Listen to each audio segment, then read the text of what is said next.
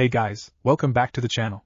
This is a story about what if Naruto has Kurama clan bloodline. Before I start, please support for more amazing content, and do consider subscribing to my channel and share this video with your friends. This is written by Migai the One and link in description and support writer.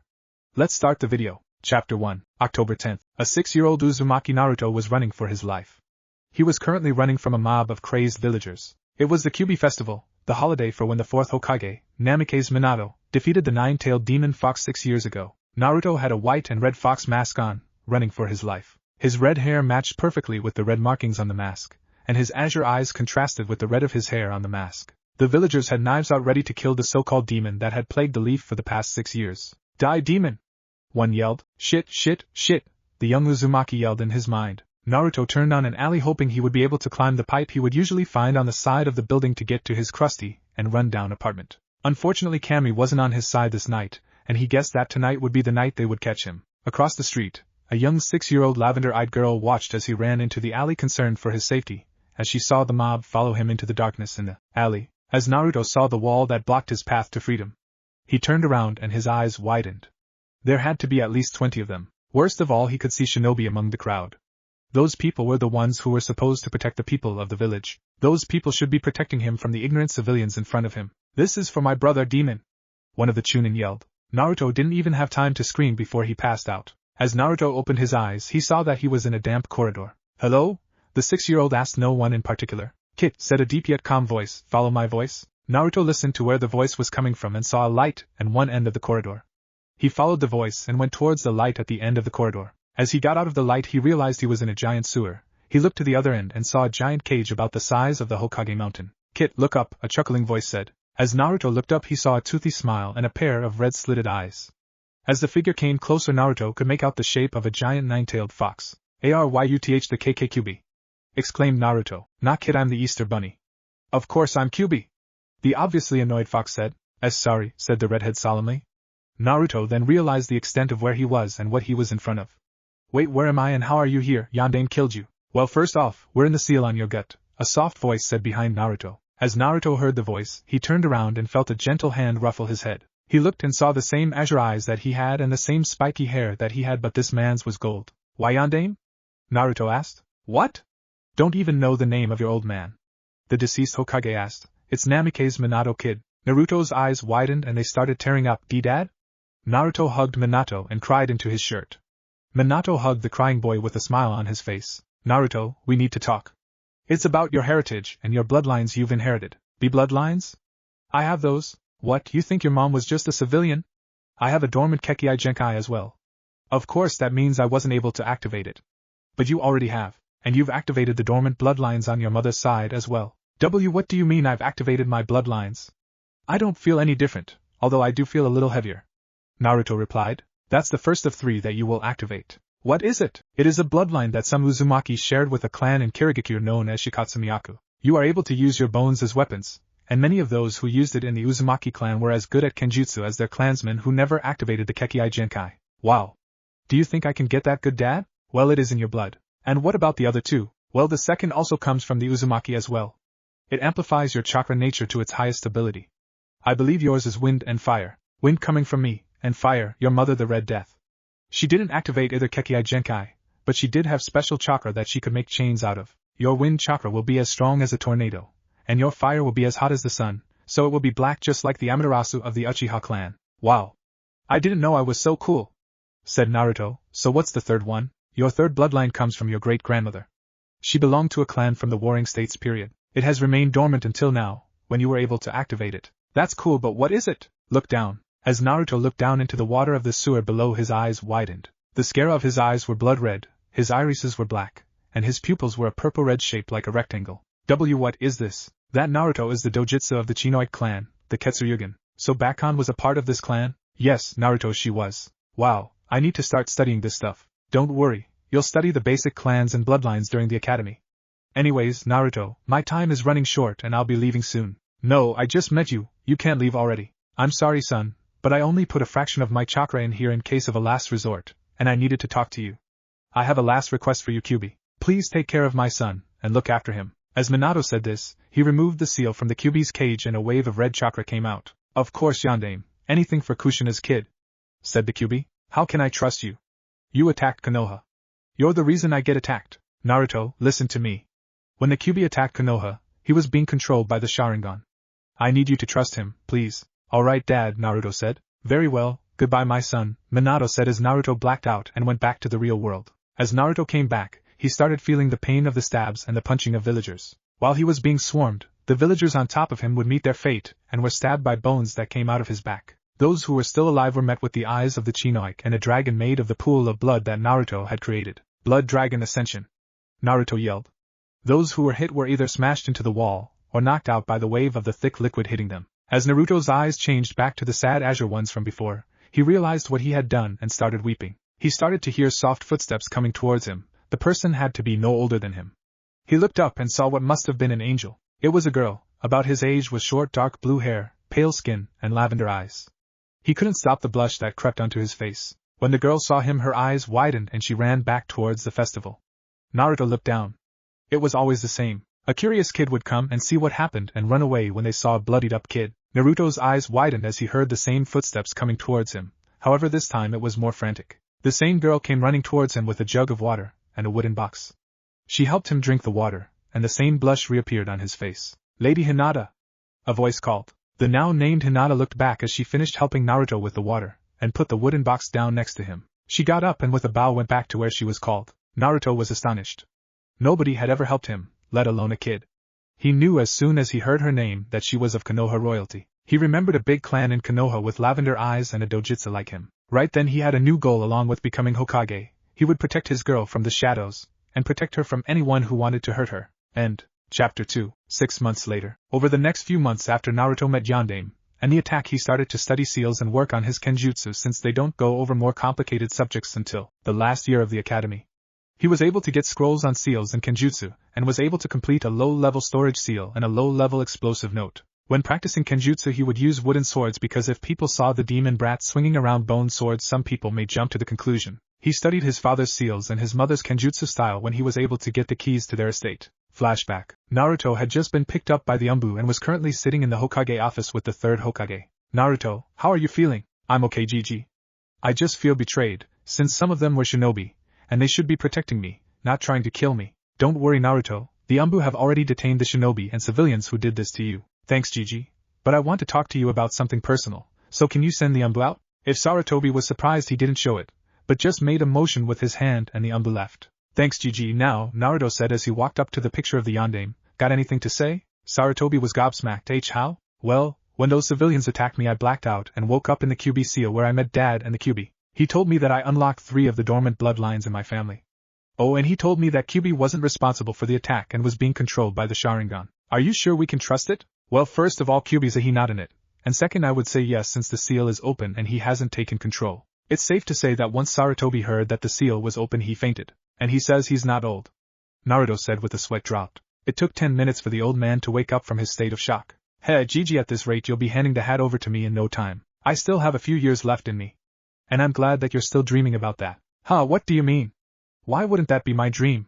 Naruto asked. Well, because of your attack today. Don't worry, Gigi, my dream is still strong, along with another goal. He said with a slight blush on his cheek. Mind telling me? Hiruzen asked. Bodyguarding, Naruto said mysteriously. Anyways, I'm sure the professor will figure it out. I'm sure I will, the third responded. Anyways, you think maybe I can get the keys to Mom and Dad's house, cause I kinda want to start knowing how to use my Kekkei Genkai and the other parts of my heritage? Naruto asked. Hiruzen contemplated that for a minute. On one hand, people could find out about Naruto's parents, and they could come after him, and on another hand, it could help him if he started studying early so he could protect himself. Very well, but make sure nobody sees you, said the old Hokage. Thanks, Gigi. Flashback end. It had been a good idea for Sarutobi to give Naruto his parents' estate. It had its own training ground, library, and hot springs. Naruto, after all his training, was now able to evade the mobs if they were getting gathered. That's not to say all was well. They might not have attacked him, but they didn't completely ignore the young redhead either. They threw trash at him, glared at him, and whispered behind his back. That's what hurt the most, not being accepted. Damn it, Q! Stop healing me! Please!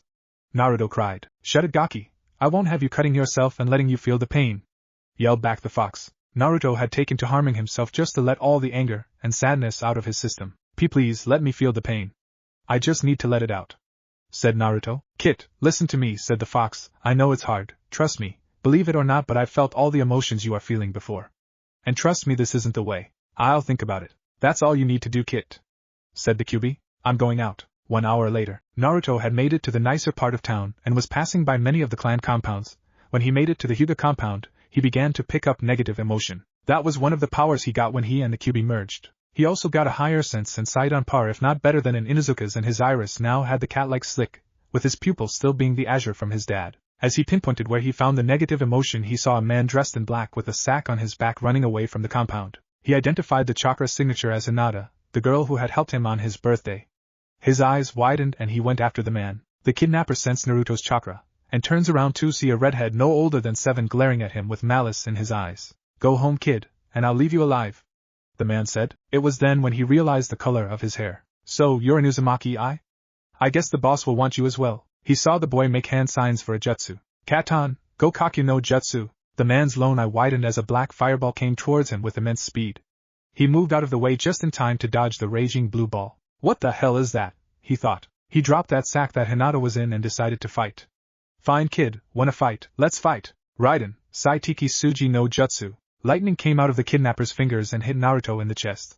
He watched as the boy fell to the ground after getting 10 lightning bolts to the heart. "Sure, they're small, but that'll put anyone into cardiac arrest. Sorry, Gaki, but that's why you don't mess with Jounin," the Nin thought. As he looked down onto the boy's face, his face turned into one-off fear as he saw 2 slitted red eyes open and a killing intent so powerful you could feel it to Kumo and back, focused on him. He didn't have time to think as a clawed hand scratched his face first, and then slit his throat. After the man was dead, the killing intent was gone as sudden as it came.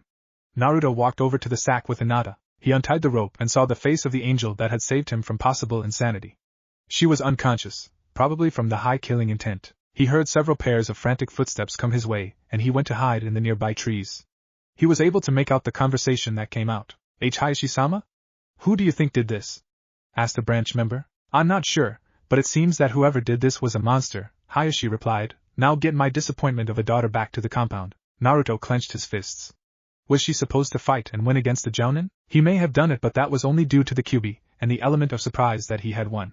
How could he expect so much from her, especially at her age? You can't call someone a disappointment when you did nothing to help her. And he was sure he would take all the credit. It doesn't matter right now, at least she's safe. 2 years later, it was the first day of the academy. It was the middle of December, and Konoha was getting a lot of snow. Naruto had on blue pants, a tan and red hoodie on with a red scarf. He was on his way towards the academy when he ran into something that made his mood turn upside down. Look at eyes. She must be one of those Hyuga. Yeah, I bet she is. Hey, I bet she's just like that Neji kid. You think you're better than us, don't you? And no, it's not like TTH that. You're right. Get her off. Leave her alone, yelled Naruto. Hey. You're that kid that my mom tells me to stay away from you. She says you're dangerous, but you're just a punk. The 3 boys started to fight with Naruto, while Hinata stood on the side feeling helpless. She saw that one of the boys was open and she snuck up behind him and pressed a tenketsu on the back of his neck, knocking him out. The other 2 boys got distracted by this and Naruto punched one in the temple, knocking him out. The other one saw that he was outnumbered and carried away his friends. Once he left, Naruto fell onto his back, exhausted and bruised. Hinata saw his torn-up scarf and handed over the scarf. Here. Nah, it's okay, keep it. Hinata-sama, yelled a voice. I need tea to get you going, Hinata said. Alright, see you later, said Naruto. As she left, she took a small wooden box for Naruto and bowed. Naruto gave a gentle smile and looked down at the same box that she had left him those 2.5 years ago. Academy. Since Naruto had to clean up after the fight, he was the last one into class, already adding to his idiot persona. Yes, he had chosen to be the class clown for his own benefit. If people knew how truly smart the demon brat is, a lot of attention would be on him, attention his idiot persona wouldn't want. Sorry I'm late, sensei, said Naruto as he took off his jacket, showing everyone the kill me orange long-sleeve shirt he had underneath. It's alright, we were just about to take attendance, take a seat. Naruto took a window seat in the top right of the classroom. Alright class. We are about to take attendance. I want you to tell me something about yourself, your likes, your dislikes, and your dreams for the future. Sensei. Can you give us an example? Said a pink-haired girl with a big forehead. Yep, that'll be my crush, thought Naruto. Geez Kit, you choose the worst fake crushes, said the QB. That's the point, dumb fox. Very well, class, my name is Yumino Irika. I like teaching, training, and Konoha. I dislike loud classes, murderers, and traitors. Dreams for the future? I guess to make you all into amazing shinobi, said Irika. Alright, there's your example. Now to attendance. Aburaim Shino? A tall boy with glasses, big hair, and in a trench coat stood up. Aburaim Shino. I like bugs. I dislike anyone who mistreats bugs.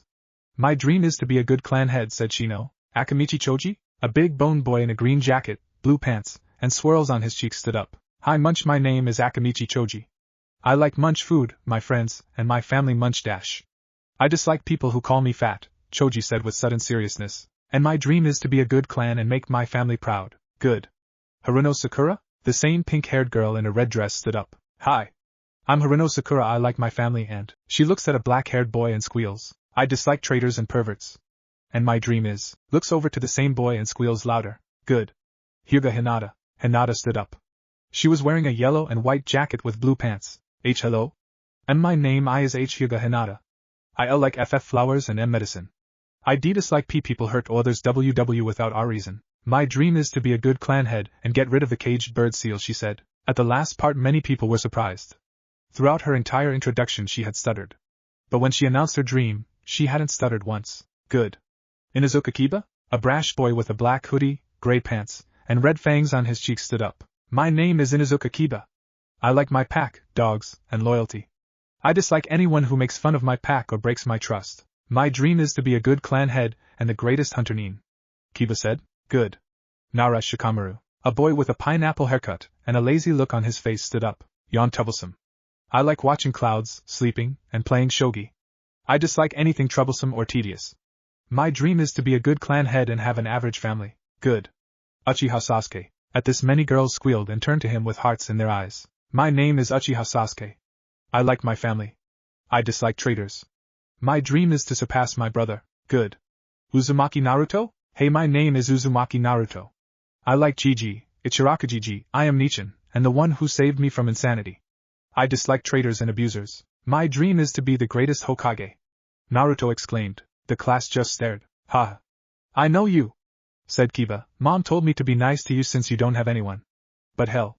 You're just a dope if you think you can be Hokage. Yeah. If anyone is going to be Hokage, it'll be Sasuke-kun, said Sakura. Iruka was conflicted. He knew who the kid was. He knew he still held the anger at the Kyuubi for the death of his parents. But if Sandane trusted him, then he should too. And seeing him getting treated like this reminded him of himself when he was younger. Enough! He yelled, I will not let anyone make fun of someone else in this class. Especially about not having family. Now everyone, sit down! At that everyone who was either laughing or standing back became quiet or sat down. Hee, it's alright Iruka-sensei.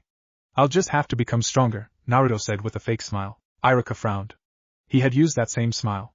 It also seemed that he had been the only one to pick up on the insanity part of his introduction. Alright. Yamanaka Ino? Hi, I'm Yamanaka Ino. I like flowers, my family, and… Looks over to Sasuke and squeals. I dislike perverts and forehead, and my dream is… Looks at Sasuke and squeals louder. Naruto and Kiba cover their ears in pain, while in Naruto's mind Kurama runs the back of his cage and covers his ears. Sigh, this is gonna be a long 4 years, thought Iruka. After school. Hey old man. Get me a miso and shrimp please. Naruto yelled as he bolted into Ichiraku ramen. Naruto! Ayam said as she hugged him.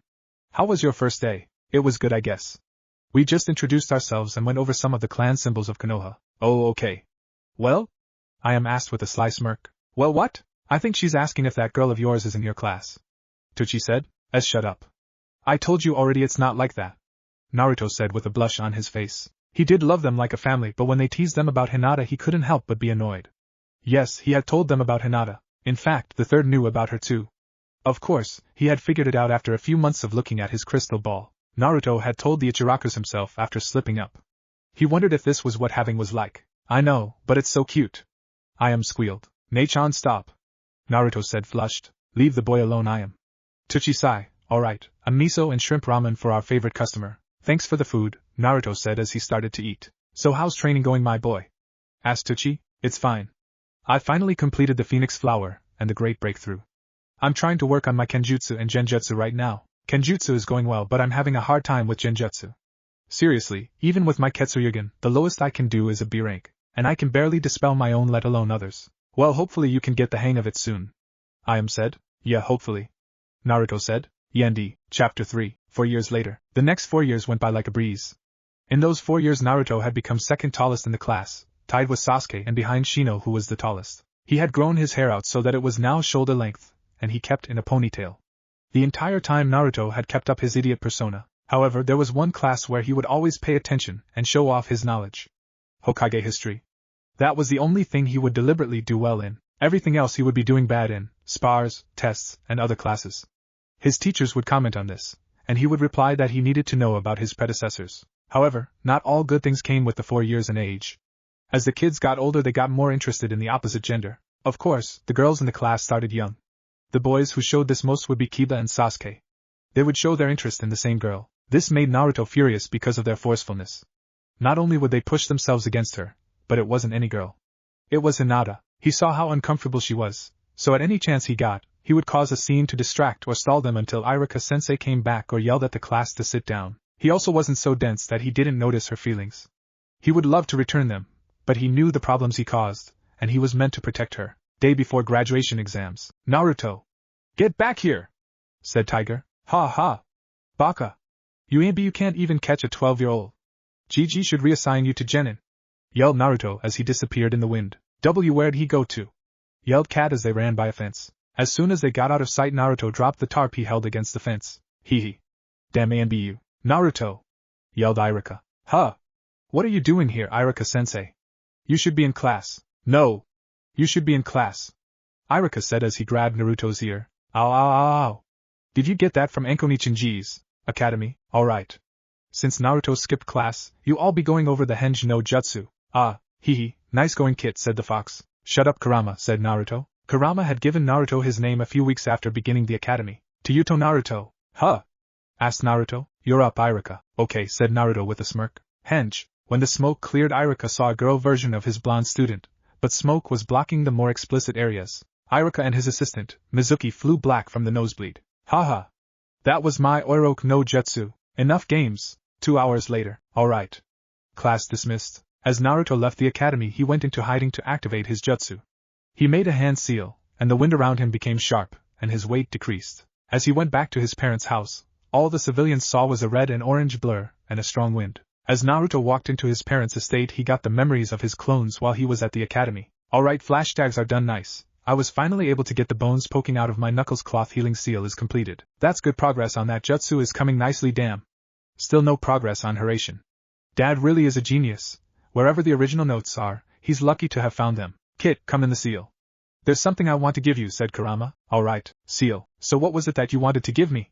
Naruto asked. He was standing on a pointed rock facing 3 mountains in a triangle formation and facing a rice field. A few years back he found scrolls from his mother on the Kyuubi seal, and there were notes on changing the scenery. Kyuubi threw a scroll at Naruto. It's the Kitsune summoning scroll. Tomorrow I want to show them what a real animal can do, he said. I'm not summoning your gigantic ass. Shut up, Kit. And you won't have to. Summon me in my full form. It's worth 1 tael of my chakra. So use 1/9 of a tael from my chakra pool and I'll come out the size of the Gaki's dog with 1 tael. If you want to summon other foxes, use your own chakra, Kurama said. Oh, okay. Alright, Kit. That's all I wanted to say. Now if you want to live, dodge that kunai. What? Outside the seal. I know it's you, Enko-nichin. Are you trying to kill me the day before I graduate? Exclaimed the redhead. Ha. Quick as ever, Gaki. I can tell you'll be valuable to Konoha. Said Enko. I already am, Naruto responded as he pointed to his stomach. Oh yeah, right, forgot about that. Anyway, I just wanted to tell you good luck tomorrow. The Tokubetsu Jonin said. I will. Naruto said with a foxy grin on his face. Good, now if you'll excuse me, I have some people to torture. She said with a gleeful smile on her face while releasing killing intent that made Naruto sweat. Alright, bye, Naruto said as he pushed her out the door. Later that night. Tomorrow's the day my mask comes off. Got any ideas on what I should do? Walk in there with a calm aura mixed with mine, recommended Kurama. That's not bad. Alright, I'll do it. Don't forget the new clothes that you bought. I won't. Academy graduation day. As Iruka walked in, he expected loud chatter and needed to use his big head no jutsu. Instead, his class was so quiet he could hear Shikamaru's snoring. Alright, class. This is your last day as students of mine.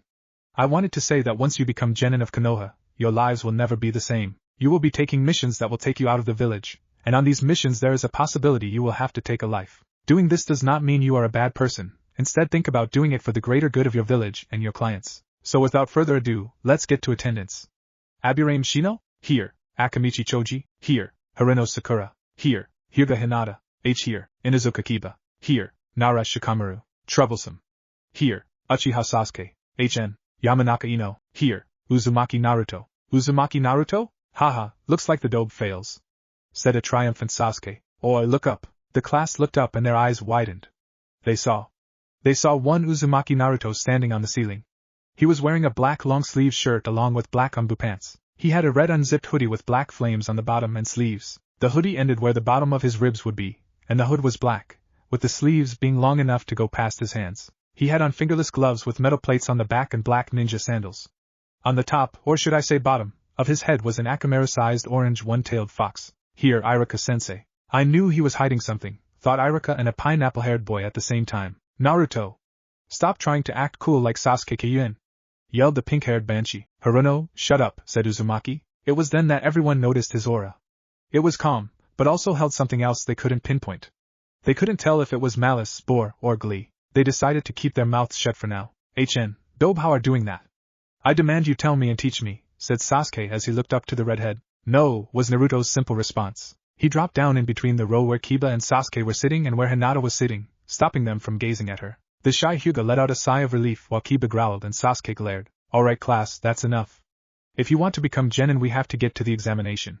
So will all of you quiet down so we can pass out the tests. Mizuki started passing out tests, and as he passed Naruto his test, he gave him a suspicious smile, Naruto giving the same smile back. Naruto noticed that there was a small genjutsu on the test, so with a subtle pulse of his chakra the genjutsu dispersed. 40 minutes later, alright. With everyone finished with their test, we will be moving on to the taijutsu portion of the exams. The class went outside and lined up outside of the taijutsu circle. After a few nameless taijutsu matches, Iruka got to the clan heirs. Next. Hyuga, Hinata and Yamanaka Ino. Yeah. Get here, Hinata-chan. Kiba called. If you win I'll give you. He suddenly felt a large amount of killing intent directed at him. He turned his head to the left, and saw Naruto watching the match. He could sense the killing rolling off of him. What's with the killing intent, Dobe? Inuzuka, finish that sentence, Naruto said with a cold glare that made Kiba take an involuntary step back. Kiba tried to respond but the words died on his tongue so he just growled and turned back to the match. Winner. Hyuga Hinata, said Iruka. As Hinata walked back to where everyone was crowded she saw Kiba cheering her, and Sasuke giving a sly smile. She put her head back down, but when she looked back up she saw Naruto giving her a gentle smile causing her to blush which in turn caused Kiba and Sasuke to glare at him and give off a small amount of killing intent. Naruto raised his eyebrow. What? What does she see in you? Asked the Uchiha. Why don't you ask her? He responded with a glare that sent shivers down their spines. Uchiha Sasuke and Uzumaki Naruto. At this every girl besides Hinata screamed and squealed for their Sasuke-kun to win. Once they were both inside the circle, Sasuke pointed at Naruto and said, You may act different in dress but you're still the same Dobe that I've always beat. Naruto did not respond. Fight! Announced Iruka. Neither Naruto or Sasuke went at each other. For several minutes they just stared. Sasuke eventually had enough and rushed Naruto with kunai. He swung the kunai at Naruto's head, and in the quickest motion Sasuke had ever seen him move, Naruto punched his solar plexus causing him to double over. Naruto kicked Sasuke's chin, knocking him out. W winner Uzumaki Naruto! Iruka exclaimed. You cheated. Sakura and Ino yelled causing everyone to cover their ears, but giving Naruto, Kurama, Kiba, and Akamaru lasting damage. Can you scream any louder? Naruto asked. Naruto was about to yell. Enough.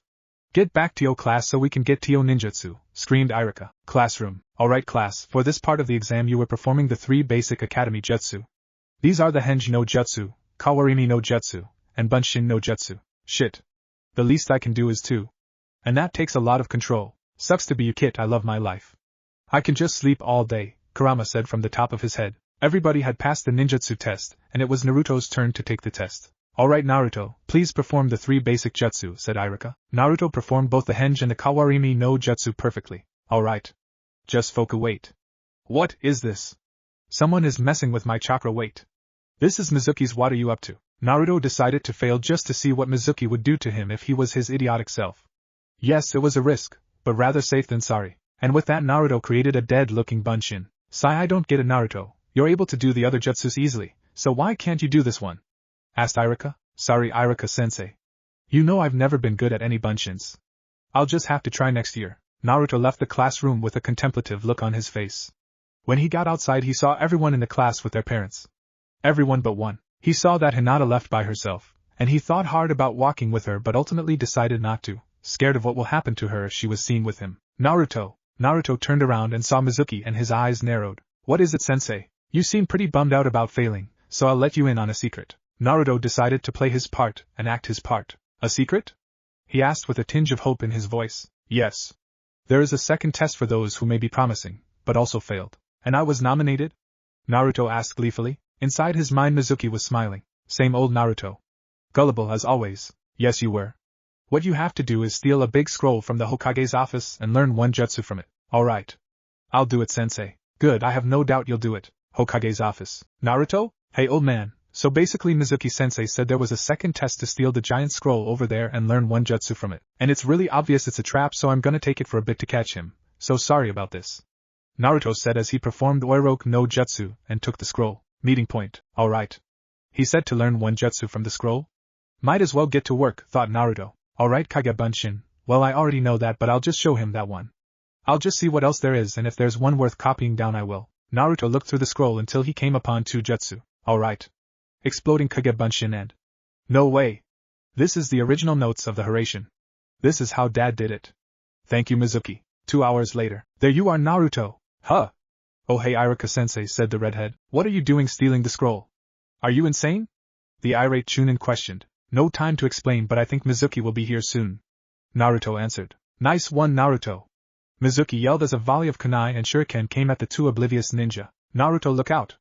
Iruka yelled, Aurgh. Naruto saw that as Iruka pushed him away he was hit by a majority of the weapons. Now that you're out of the way, we can get to the main event. But I wouldn't mind breaking the demon. Now Naruto, do you know why everyone in the village hates you? Iruka's eyes widened at the implication of Mizuki's question. And no Mizuki it's forbidden, exclaimed the Chunin. What Naruto said next both surprised them and scared Mizuki. Yes. Yes I do know why. I've known for 6 years. I've been talking to it, for all of those years. What did you think my fox was? Normal?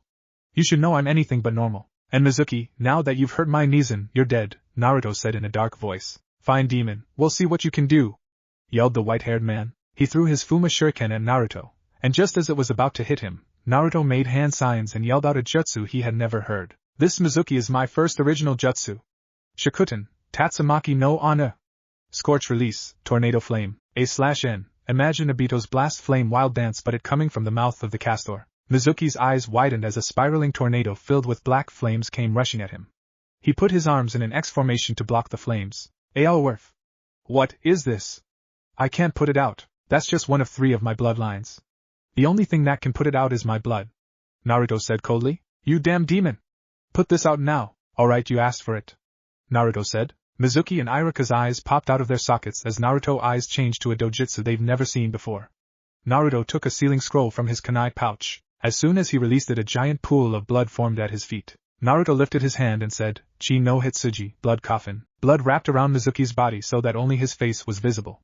He pushed back and Mizuki was pinned to a tree. That was 2 of 3 Mizuki, give up now and live.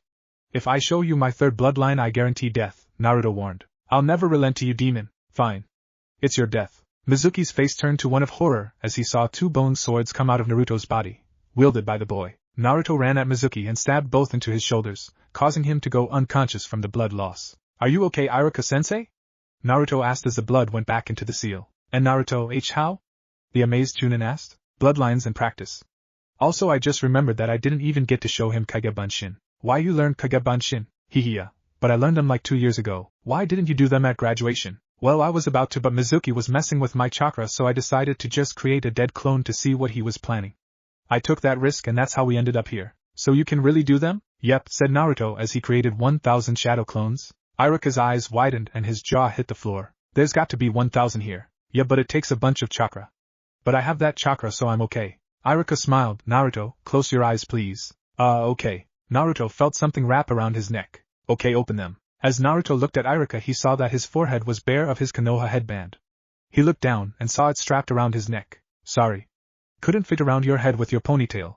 That was the second best option, Iruka said. It's okay, I like it better this way, Naruto said sincerely. Iruka smiled. Oh, and Naruto, if that doesn't spell it out, congratulations on graduating. Yendi, Chapter 4. 1 week later. A week after graduation the newly minted genin gathered back into the classroom for team placements. There was one person that they had never seen before that had on a leaf headband. He had on black ANBU pants with a gray shirt. Over the shirt he had a black vest similar to Shikamaru's with red straps for the tanto he wore on his back. Their heads turned as they saw the one person they thought had failed in the doorway. There was Naruto with a forehead protector strung around his neck. The only difference in his clothing that they noticed was the headband and a belt he had around his waist that 10 scrolls. 9 of them were about the size of his forearm and the 10th was about the size of his hand. Naruto, you passed. Thank goodness, thought Hinata. Nobody had noticed except Naruto, whose eyes widened. Hinata now had a bandage around her forehead, which could only mean one thing. Shit! Everybody else's thoughts on Naruto went along the lines of, damn it, why did he have to pass? Now I might be on a team with him. The only one who spoke up was Sakura. Naruto. What are you doing here? You failed. Haruno, I've said it once and I'll say it again. Shut up, said Naruto. Sigh, there was a misunderstanding while grading, so I had to fix the mistakes written down, said Iruka. Now, Naruto, please take a seat. Hi, Iruka-sensei. Alright. I will only be saying the teams once, so listen up. Team 1. At this, Naruto zoned out. Throughout the class he could hear groans from Sasuke fangirls who wouldn't be with their beloved. He started to listen when it came to clan heirs. Team 7. Sai, Haruno Sakura, and Uchiha Sasuke. Yeah! True love wins over all. Take that, Ino pig! Yelled the ecstatic Pinkett. Sakura, sit down, I wasn't finished. Yelled Iruka. Alright. Team 7, your sensei will be Hatake Kakashi. Team 8. Aburame Shino, Hyuga Hinata, Inuzuka Kiba. Wahoo! You hear that, Akamaru? We're with Hina-chan. Kiba yelled. Kiba, let me finish. Screamed Iruka. Now, your sensei is Yuhi Kurenai. Kurenai ne-chan, thought Naruto and Hinata. Well, at least there's someone to watch Kiba if he makes any moves, thought the redhead. Team 10. Yamanaka Ino, Nara Shikamaru, and Akamichi Choji. Your sensei is Sarutobi Asuma. Said Iruka. Now, Naruto, will you come with me to talk about your team? Naruto frowned but nodded nonetheless. When they were outside the classroom, Iruka spoke up. Naruto, the Hokage has given you a choice. Flashback. There was a lot of chatter in the Hokage office about who will be getting who on their team. This went on for a couple of minutes until the Hokage put an end to it. Enough. If you don't mind, I will be getting on to teams. Thank you. Team 7 will be composed of Hatake Kakashi, Uchiha Sasuke, Sai, and Haruno Sakura. Team 8 will be composed of Yuhi Kurenai, Aburame Shino, Hyuga Hinata, and Inuzuka Kiba. Team 10 will be composed of Sarutobi Asuma, Yamanaka Ino, Nara Shikamaru, and Akamichi Choji. Team 9 is still in circulation. Team 11 will be composed of Uzumaki Naruto alone. Are there any concerns? Announced the Hokage. Lord Hokage, why is my student on his own? Asked Iruka. I'm glad you asked, Iruka-kun. You see, I don't think Naruto-kun will fit on any team. He won't fit for Team 10 as a tactical squad, he doesn't fit on the tracking team of Team 8, and from what I've seen of your reports, either the Uchiha or Haruno like him. He will mainly be a backup team that only I will assign and grant missions to, and from what I saw with the Mizuki incident and his life, he's fine and more comfortable working alone. If a team has an open spot, it will be up to him if he wants to join. Flashback end. So what's the other choice? Asked Naruto. Join a team with the other outliers. I'll take the first choice. Gigi's right, I don't fit on the other teams, plus I can just make my own team with my Kage Bunshin. I'll be Team 11 alone, Iruka-sensei, the recon and backup team, Uzumaki Naruto.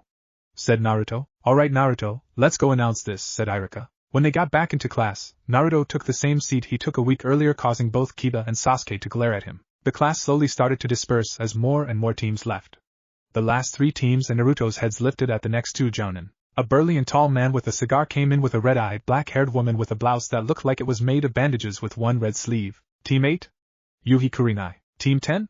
Sarutobi Asuma. As Team 10 left with Asuma, Hinata got up, and as she walked by Kiba, he stuck out his hand to grab her by her ass. Before he got there, however, a kunai cut in front of his hand, stopping him. He looked left, and saw Naruto on the windowsill. Kurenai Nichin, Shino, watch the mutt, he's a feisty one, the redhead said as he hopped out the window. Before he could defend himself, Kiba felt 3 large killing intents coming from Kurenai and Sakura. Hey Gigi. Thanks for the solo team. You made a good decision. If I was placed on a team, especially with people who I don't like, it will mess our teamwork. And we need teamwork for our missions, especially as fresh genin, said Naruto. Naruto-kun, I'm glad you chose the better decision. Said Sarutobi. He knows what to do without even a test, he thought happily. Oh yeah, if a spot opens up, I don't want in. If a jounin ever wants to teach me, that's fine, but I don't want a permanent sensei without my choosing. That's fine, Naruto-kun, responded the Hokage. So, since I'm already my own team, can I get a few missions? A few? Well, I can make Kage Bunshin, and D ranks really only take 1 to 2 people, so if I create 20 Kage Bunshins, it's 10 missions a day. Explained Naruto. Very well, here are your 10 missions, said Sarutobi with a smile. When Naruto got outside, he created 19 clones going into pairs of 2. The original Naruto and Enkapi went off to their mission, babysitting a little brat at the Sarutobi compound. Once Naruto got to the Sarutobi compound, he knocked on the doors of the estate. The doors opened, showing Sarutobi's daughter-in-law. She had on a pink apron and was wearing brown pants with a green blouse. Hey, I'm to babysit a brat while Mika has a girls' night out? Yes, that's me. Thank you for watching Konohamaru, said the now-named Mika. Just to let you know, he might want to train for the academy, so if you could help him practice, I would be very grateful. Of course, said Naruto. Thank you, here are the keys. We live in the main house over there, and watch out for any of his ambushes, she said in a rush. Alright, have a good time, said the flabbergasted redhead. As he walked towards the main house he heard whistling come towards him. He took out his father's 3-pronged kunai and cut all the wooden shuriken in half. Let me guess, are you Konohamaru? Asked Naruto to nobody in particular. How did you do that? Asked the derpy-looking boy. He had a tan shirt with the Konoha symbol on it, he had gray pants with blue ninja sandals. He had a long blue scarf that was too big for him and a cap that let out his hair at the top. I'm a ninja kid, that's how. And I'll be the one babysitting and training you. Name's Naruto, said Naruto. Wow. Really? Exclaimed Konohamaru. Amazing. Alright kid, your aim sucks so we'll work on that, Naruto said half-heartedly. No it doesn't. How would you know? Screamed the angered kid. I know because my reaction time is as good as the Sharingan. And I don't have it, Naruto said. Are there training grounds here? Yeah, they're over this way, Konohamaru said as he pointed past the house. Training grounds. Alright, can you show me how you throw your kunai and shuriken? Naruto said as he put a senbon in his teeth. Alright, Konohamaru said as he took out 4 shuriken and 4 kunai. He threw them at the training post where none of them hit. I see why you're so bad at this. You don't even aim. You throw them hoping one will hit, explained Naruto. Huh? Said Konohamaru, then how do I aim? Well, there are many ways to throw kunai, shuriken and other weapons, but I throw shuriken similar to frisbees and kunai as if I was skipping rocks, Naruto said. Oh, I know how to do that, said Konohamaru. Good, now grab some good rocks for skipping and get a frisbee. We'll be working on your aim for the next hour to hour and a half. Okay, Naruto Naiken. Konohamaru called. Naruto smiled at the retreating boy. He's a lot like me, he thought. He's so much like you it's scary, said Kurama. Konohamaru came back with a bucket of rocks and a frisbee. Naruto was nowhere in sight. Naruto Naiken? He asked. Right here, Konohamaru. Konohamaru turned around and saw Naruto holding something behind his back. What's that? Asked the curious boy. A present for you. But first take off your cap. Naruto told him. Okay? Now what? Konohamaru watched as Naruto took a green pair of goggles from behind his back and held them out to him. For you, I used to wear them in the academy before I graduated. I don't use them anymore so you'll put better use to them. But promise me something, okay? When you find someone who interests you when you become a shinobi like you interest me, give the goggles and give them the same message I gave you right now, Naruto said. You can count on it, Naruto Naiken. Konohamaru said as he put on the goggles. Alright, let's get to the training. 1 hour and a half later. Pan Naruto Pan Naiken, that was a lot of work. Konohamaru said exasperated. It wasn't that bad, plus your aim is much better now. You hit 85% of your throws, Naruto complimented. So what do you want to do now? I'm not sure.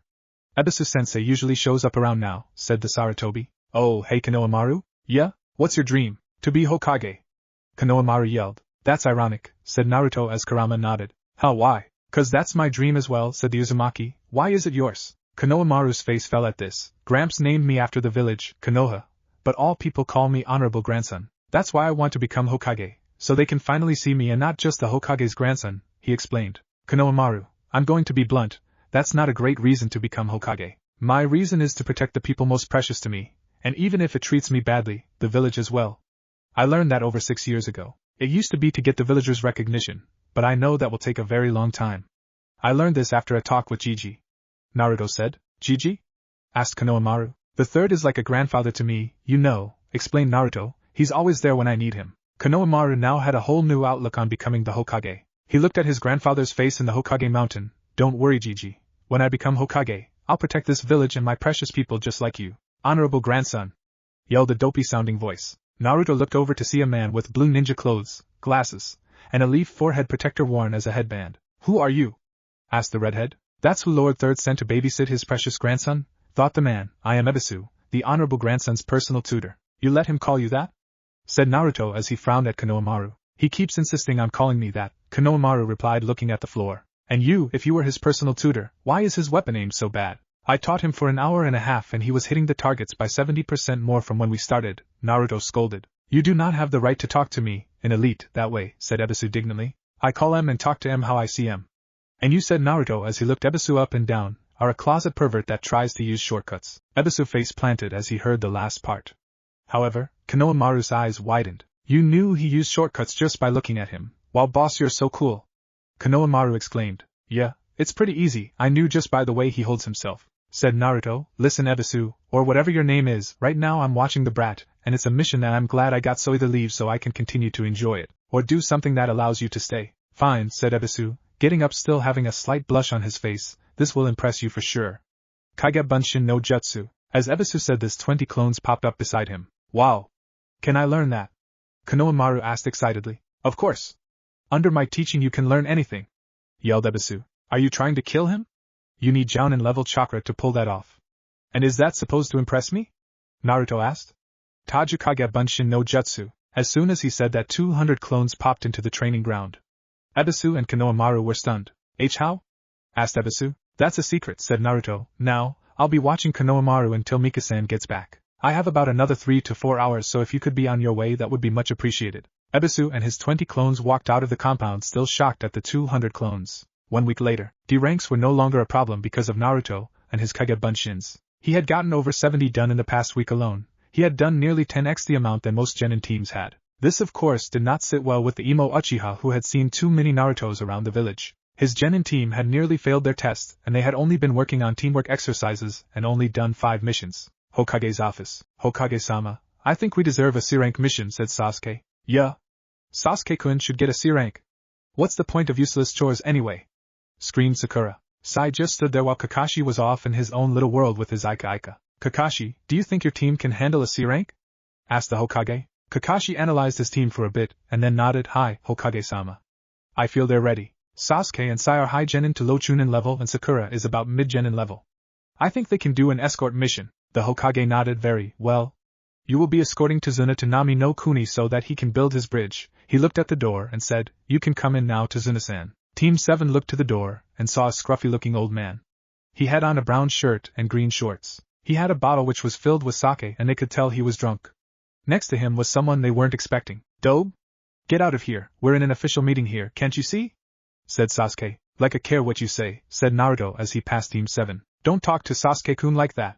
Screamed Sakura. Do you have to be so loud, you'll make both old men go deaf, he said as Tsunade glared at him while the Hokage laughed. I'll be okay, Naruto-kun.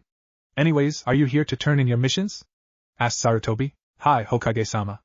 Gotta say though, I feel bad for Tora. Her owner is way too rough, said Naruto chuckling a little. Anyways, I'm gonna go train with Konohamaru. See ya, GG, Naruto said as he jumped out the window. I keep telling him to use the door but he doesn't listen, the Hokage muttered. Team 7 were just dumbfounded. They saw the way Naruto talked to the Hokage, and for a few seconds he was respectful, but then it took a 180 and they were talking like old friends. The Hokage coughed to get their attention. Anyways, as I was saying.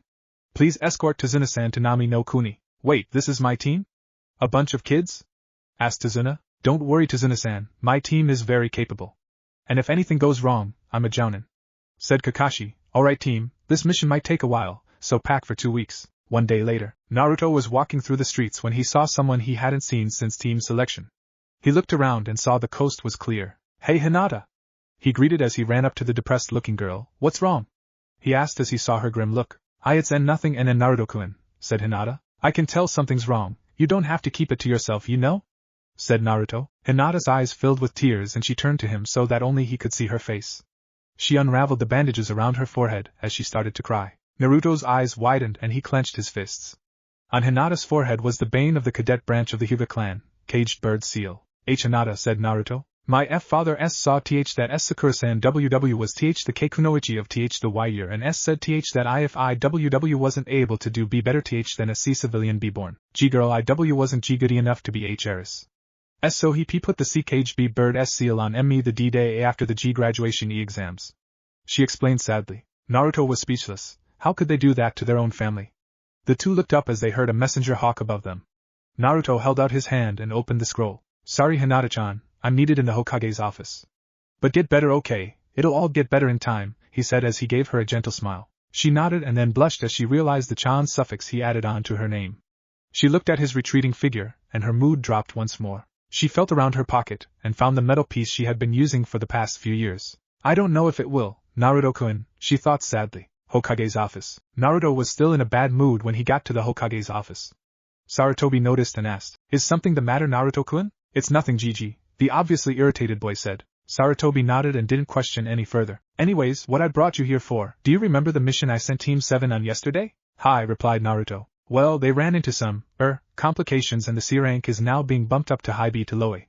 You are to catch up with Team 7, and help them finish their mission. Understood? Hi, Hokage-sama, Naruto said as he grabbed the scroll the Hokage gave him. Gates of Konoha. As Naruto finished sealing the necessities he needed for the mission, he activated his wind jutsu. The wind flowed around him, and he felt lighter. Then he was off running at his top speed. A/N, think of A's lightning armor but wind. I wonder what this mission has in store for you kids, said Kurama. I sure hope it doesn't take long, thought Naruto as he sped off to Nami no Kuni. Yendi, Chapter 5, Nami no Kuni. Everybody get out of here! Yelled Kakashi trapped inside of a water prison. Don't worry Kakashi-sensei, this guy doesn't have anything against me, an Uchiha elite, said Sasuke smugly. Now, I demand you let our sensei go. Ha! That's good. You demanding me? Said a shirtless man. He had short brown hair and no eyebrows. He wore a scratched Kirigakure headband sideways and had bandages and a mask on his face.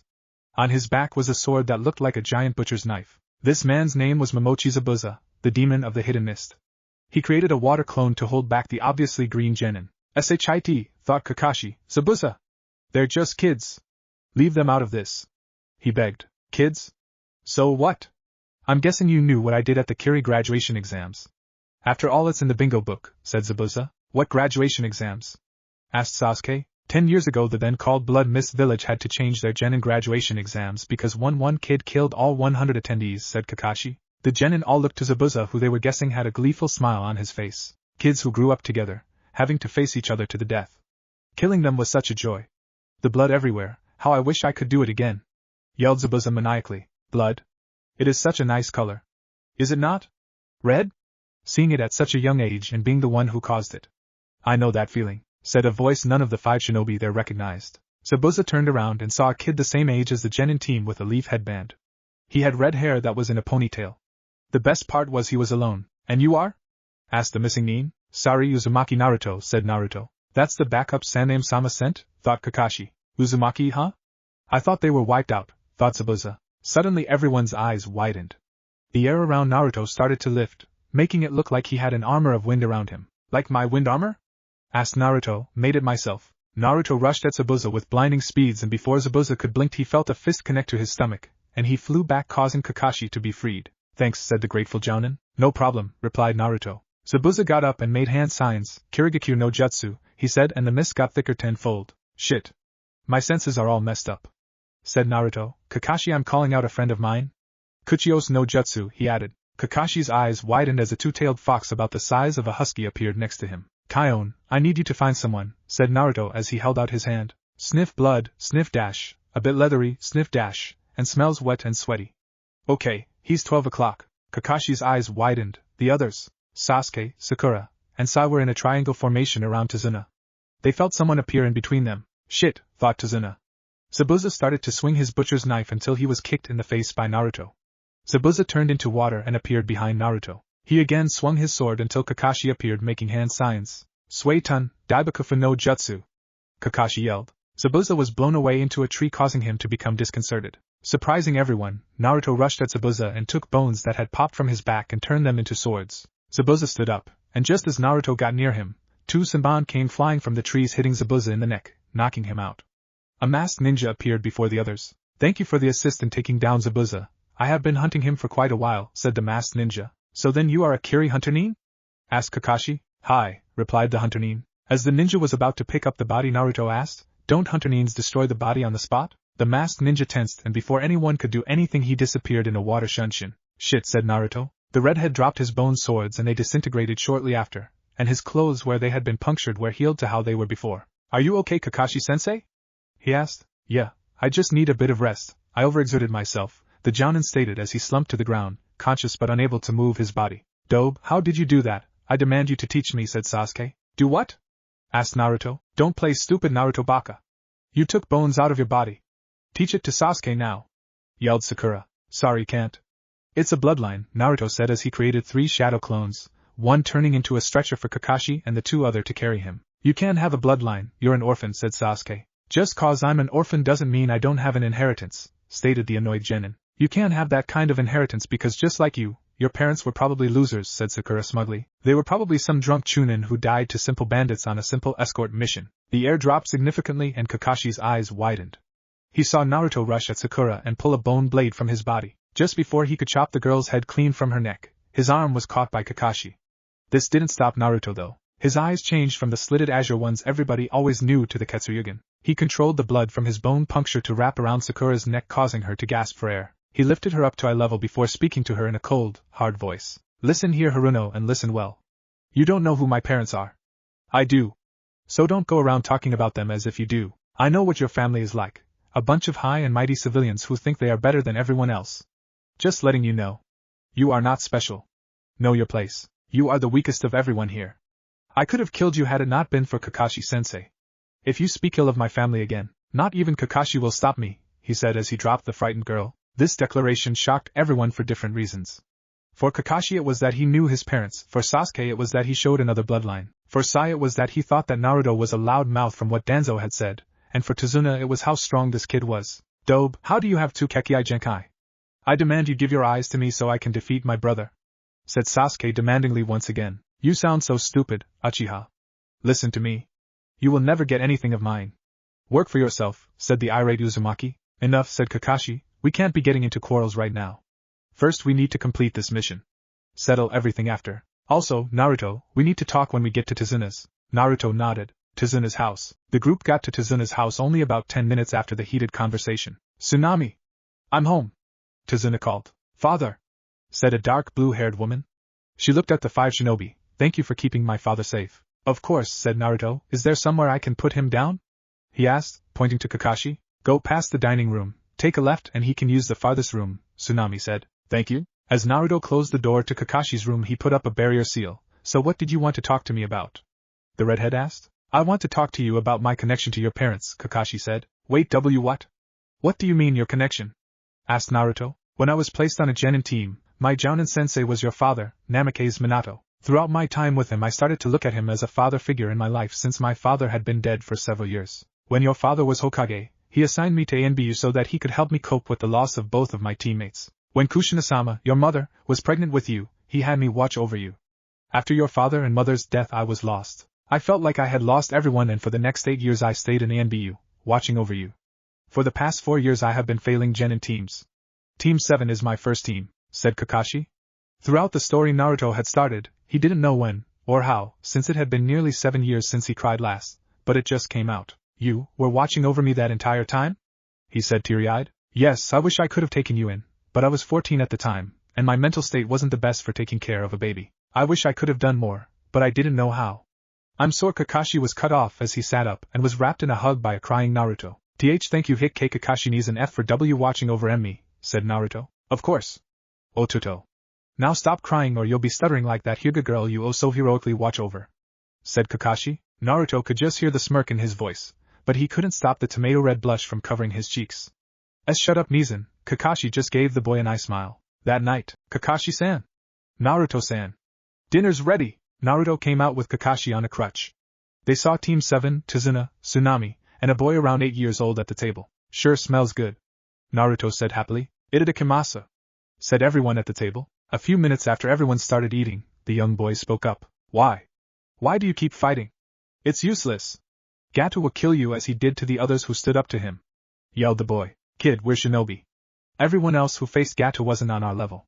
Don't worry, said Naruto. You're just saying that because you all come from a sheltered village where you're all treated as heroes. Screamed the teary-eyed boy. You don't know how hard my life has been. Kakashi looked down and gulped. The room dropped several degrees at the boy's proclamation. Kid, you haven't had a hard life. You've had one hard year. You want to know how I'm treated in my own village? I'll tell you. I'm constantly beaten, chased, glared at, or neglected. At the academy I was forced to sit out of important lectures. When I got home, I had no one waiting. No mom, no dad. Mind you, I lived in the red light district.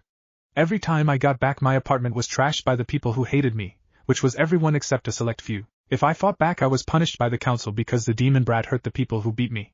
Back home if I love someone, they need to protect themselves. I can't return the feelings of the person whom I love most in this damned world because she'll be hurt more than she already is for being called a failure. That kid is a hard life, said Naruto coldly, leaking some killing intent at the last part. Kakashi Nizan, I'm going out. Kakashi nodded. The boy started to cry and ran to his room. Tsunade and Tsunami were crying for Naruto. I'm sorry for Inari Hik Dash, said Tsunami, as she started to wipe her tears. Kakashi-sensei, surely Naruto's life wasn't that bad. He made that up to get attention, right? Asked Sakura, not believing Naruto's story. No Sakura, everything he said was true. Although I believe that was drastically watered down, said Kakashi as Sakura and Sasuke's eyes widened. Kakashi followed Inari to the dock to talk to the depressed boy. You know? I don't know the last time I've seen Naruto cry, said the Jounin as he sat down next to the crying kid. What? Asked Inari. What Naruto told you in there is true. However, I used to watch over him and all the times I saw him, he didn't shed a single tear. Naruto's not good with people, but I believe that was his attempt at a motivational speech, Kakashi said with a nice smile. Why, you really think so? He asked. I do, said Kakashi. Inari looked out at sea. Otosan, I'll make you proud, he thought. 12 hours later, a kid who you couldn't tell was a girl or boy was walking around the forest picking up plants. As he did so, he looked up after picking some and saw a red-headed boy with a ninja headband. He walked up to the boy, seeing that he was unconscious. He narrowed his eyes at the boy. He could walk away, wake the boy, or kill the boy for his master. He stuck out his hand, and before he could do anything, the boy's hand was around his wrist, his eyes still closed. You shouldn't sneak up on a shinobi like that, you know? Asked the redhead. Well, you know, if you sleep outside, you'll catch a cold, said the kid. Naruto raised his eyebrow. I guess so. What's your name? Isn't it polite to give your name first? I guess so, it's Naruto. So what's your name? The Uzumaki replied. Haku, said the kid. So, Haku-san, what are you doing? I am collecting herbs for my friend. He is very ill right now, Haku said as he picked up the herb he was looking for. So what were you doing to make you sleep outside? I was training. Or, I guess I was venting my frustration, Naruto chuckled. Training, but you look strong already, Haku said. Naruto shook his head. I may be strong to civilians, but compared to other stronger shinobi, I stand no chance. Do you have precious people? I always believed that if you had people to protect, you are at your strongest. Haku asked. Precious people? I have a few. Not a lot, but enough to keep me happy, Naruto responded. That's good, Naruto-san. Now if you'll excuse me, I have to go help my precious person, Haku said as he walked away. Oh, and I'm a boy, I figured. I saw the Adam's apple, said Naruto. Oh, and tell Zabuza I'm sorry it has to be like this. Haku's eyes widened and he ran back to Zabuza's base. Naruto walked into Tsunade's house as the group was eating their breakfast. He sat down and grabbed some food, as everyone stared at him. Did he spend all night outside? They all thought. Naruto, did you sleep outside? Asked Kakashi. Hi, Nizan. Why? Responded Naruto. Nothing, Kakashi said, leaving it at that. Naruto, why did you call Kakashi Nizan? I thought you didn't have a family. Asked Sakura. Kakashi and Tsunade choked on what they were drinking. You could have worded that better, they both thought. Naruto's chopstick snapped in two and he took a deep breath. We look at the same person as our father. HN. Why would Kakashi look at your father as a father figure? Asked Sasuke. He helped him, said Naruto. Let me guess. He let him use your horror of a MO. Sasuke never got to finish as he felt a giant killing intent come from both Naruto and Kakashi, and was surprised when he saw a red blur, and then black. Naruto in unbridled rage had run at Sasuke, punched him in his solar plexus, and sent him into a wall, knocking him out instantly. Naruto! How dare you hit Sasuke Kyuin? Kakashi-sensei, do something! Yelled Sakura. No. Sasuke brought that upon himself. I will not be punishing Naruto for something that wasn't his fault. I will be punishing Sasuke for what he said. What? Asked Sakura. Did you hear what he called Naruto's mother? Kakashi scolded. Sakura looked away from Kakashi. Sai started to take notes from what happened in the last 24 hours between Naruto and Team 7. Sai, Sakura. Come with me. I'll pick up Sasuke and we will go to the forest clearing just outside. We will be training for when we run into Zabuza and the masked Nin, said Kakashi coldly. Hi, Kakashi-sensei. Damn them. Those fucking bastards, thought Naruto. Sai, I feel like Sasuke. Kit. You shouldn't be acting like this. You should be trying to get information like you always have. Said Kurama. Yeah, you're right. Kuchios no Jutsu. Said Naruto.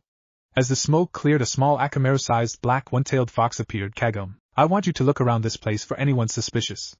Take at most 4 days. If you can't find anything in that time frame, come back to me and inform me on what you found. Hi, Naruto-sama, said Kagome. 4 days later, everyone except for Sasuke was having dinner at Tsunade's. Alright, said Kakashi, tomorrow is the day that Zabuza will attack. Intel tells us that the masked ninja that saved Zabuza has the Kekkai Genkai of the ice release. That is also how we know he will be attacking tomorrow.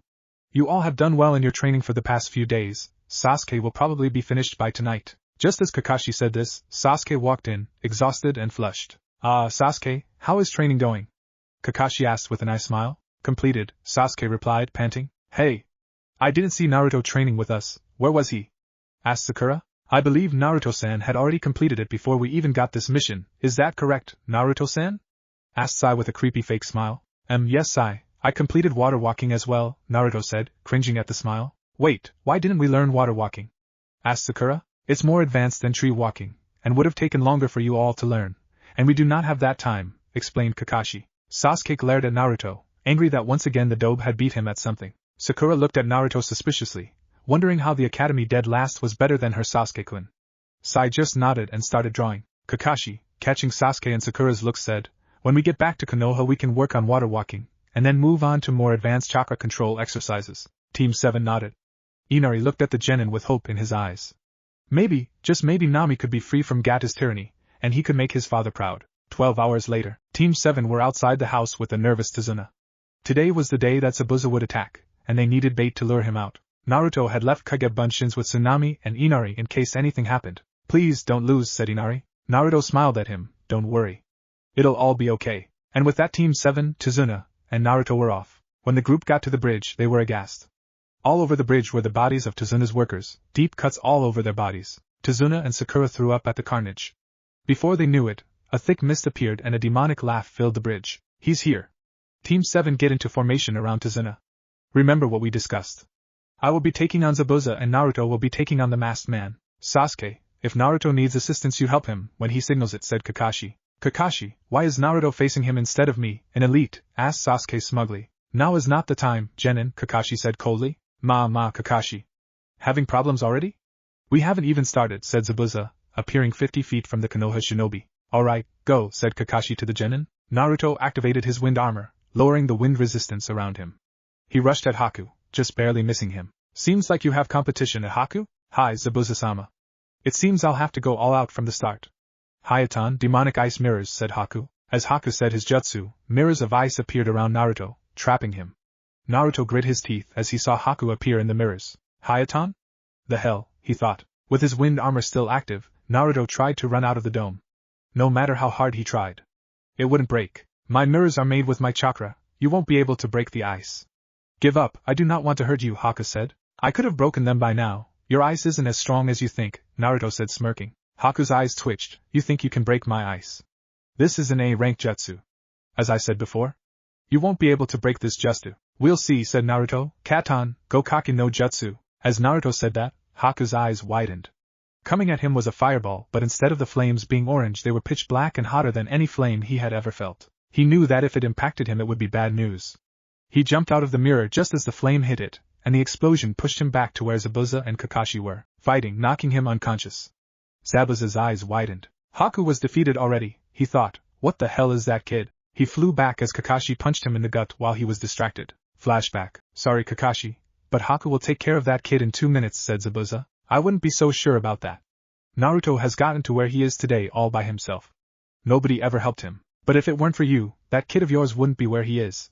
I have a feeling that Naruto will pull through, said Kakashi. Zabuza growled and took Kubikura Bocho from his back and rushed at Kakashi. Kakashi grabbed a kunai and got into his taijutsu stance. Zabuza swung down at Kakashi and he dove away. He threw his kunai and Zabuza who blocked it with the flat of his blade. Kakashi lifted up his headband and revealed his Sharingan. The Sharingan, eh? I've learned how to fight using that. That eye is powerful, but if you can't see, there's no use, said Zabuza. Kakashi narrowed his eyes. Using a kunai when Zabuza was using silent killing wasn't an option. His dogs couldn't be helpful for tracking, but he wasn't going to sacrifice them in case he needed to block. There was only one thing he could use, one thing he hadn't used since the Third Ninja War. He had gotten it fixed and reinforced so it never broke again. Kakashi took a scroll from his bag. He unsealed it, and just as Zabuza was about to cut Kakashi it was blocked by Kakashi's weapon. Zabuza's eyes widened. That's he muttered. That's right. It is the weapon that made my father famous, said Kakashi. The white light chakra saber of the white fan was in use once again. Kakashi and Zabuza jumped apart, and they glared at each other. Their eyes widened as they heard an explosion and a black fireball. End of flashback. Yoak, grunted Zabuza. I guess you were right, Kakashi. Your brat did last longer. Kuchios no Jutsu, yelled Kakashi. After Kakashi yelled the name of his jutsu, several dogs held Zabuza. Kakashi ran at Zabuza with his chakra saber crackling with lightning chakra. He aimed it at Zabuza's heart, but instead of hitting his heart, he hit Haku's heart instead. Kakashi and Zabuza's eyes widened. H. Haku? Asked Zabuza. I sorry Zabuza-sama, but it was the best I could do as a broken tool, said the dying boy. Zabuza, still trapped, let out enough killing intent to dispel the dogs. He grabbed his sword and before he could cut down Kakashi and Haku he heard a clang. He looked down and saw the brat that had defeated Haku, with bone swords in an X formation. His eyes widened. This Gaki can block the Kubikura Bocho? How strong is he? He thought. Before the fighting could go any further they heard cackling in the distance. Ha ha. So the legendary demon of Kirigakure, defeated by a couple of brats. How fall you have fallen, snarled Gatu, a short, fat man in a tuxedo. He took a step forward and before he made another move an arrow landed at his feet. We won't be under your control anymore, Gatu, yelled Inari from the other side of the bridge. Gatu scowled. Enough of this. Men, destroy them. he said as he went behind his samurai. Kid, back me up will you? Asked Zabuza. He then looked at Kakashi. Can you watch over Haku? I don't want his body being destroyed. Kakashi nodded. Naruto activated his wind armor, and Zabuza readied his blade. Naruto and Zabuza charged at the thugs, Naruto killing as many as he could with his blades. Zabuza ran at Gato, killing nobody, but getting stabbed in the back as he charged the tyrant. As he got to him, he called out to the businessman, Gato, you and I will be going to hell together. He cut Gato down the middle and the man fell into the sea below. Zabuza fell to his knees, finally feeling the effects of the wounds he got from the swords and spears. Naruto caught the missing Nin and laid him down next to Haku. Naruto, said Zabuza, your one though Gaki? I leave you my sword, put good use to it, he finished as he breathed his last breath. The demon of the mist was no more. He left me his sword, said Naruto, picking up the blade. Kakashi, I smiled, I guess you impressed him enough for that. Naruto sealed away the sword in a scroll, not knowing what to do with it for the time being. It was then Naruto started feeling the fatigue of his battle with the Kirin Nin and Haku. Kakashi Nizan. I'm gonna take a nap. 1 week later. Please don't go, said a crying Inari. I told you I'd visit sometime, don't worry, said a chuckling Naruto. Okay. I think we'll be off, said Kakashi, wanting to get back to reading his Ika. With that, Team 7 was off. So, Otosan, what's the bridge's name? Asked Tsunami. Tazuna smiled at the retreating redhead's back. I think we'll call it the Great Naruto Bridge. Yendi. Chapter 6. Team 7 had been traveling at shinobi speed for half a day and were almost back at the village. Naruto was still trying to figure out what to do with the Kubikirabocho. Hey, Kakashi Nizan, do you know anything about Zabuza's sword? Like any special powers or something like that? Asked Naruto. Any powers? Well, I'm pretty sure that when it is chipped or even broken it just needs a small amount of blood to regrow. It uses the iron in the blood to reform itself, replied Kakashi. Naruto's eyes widened. I have an idea.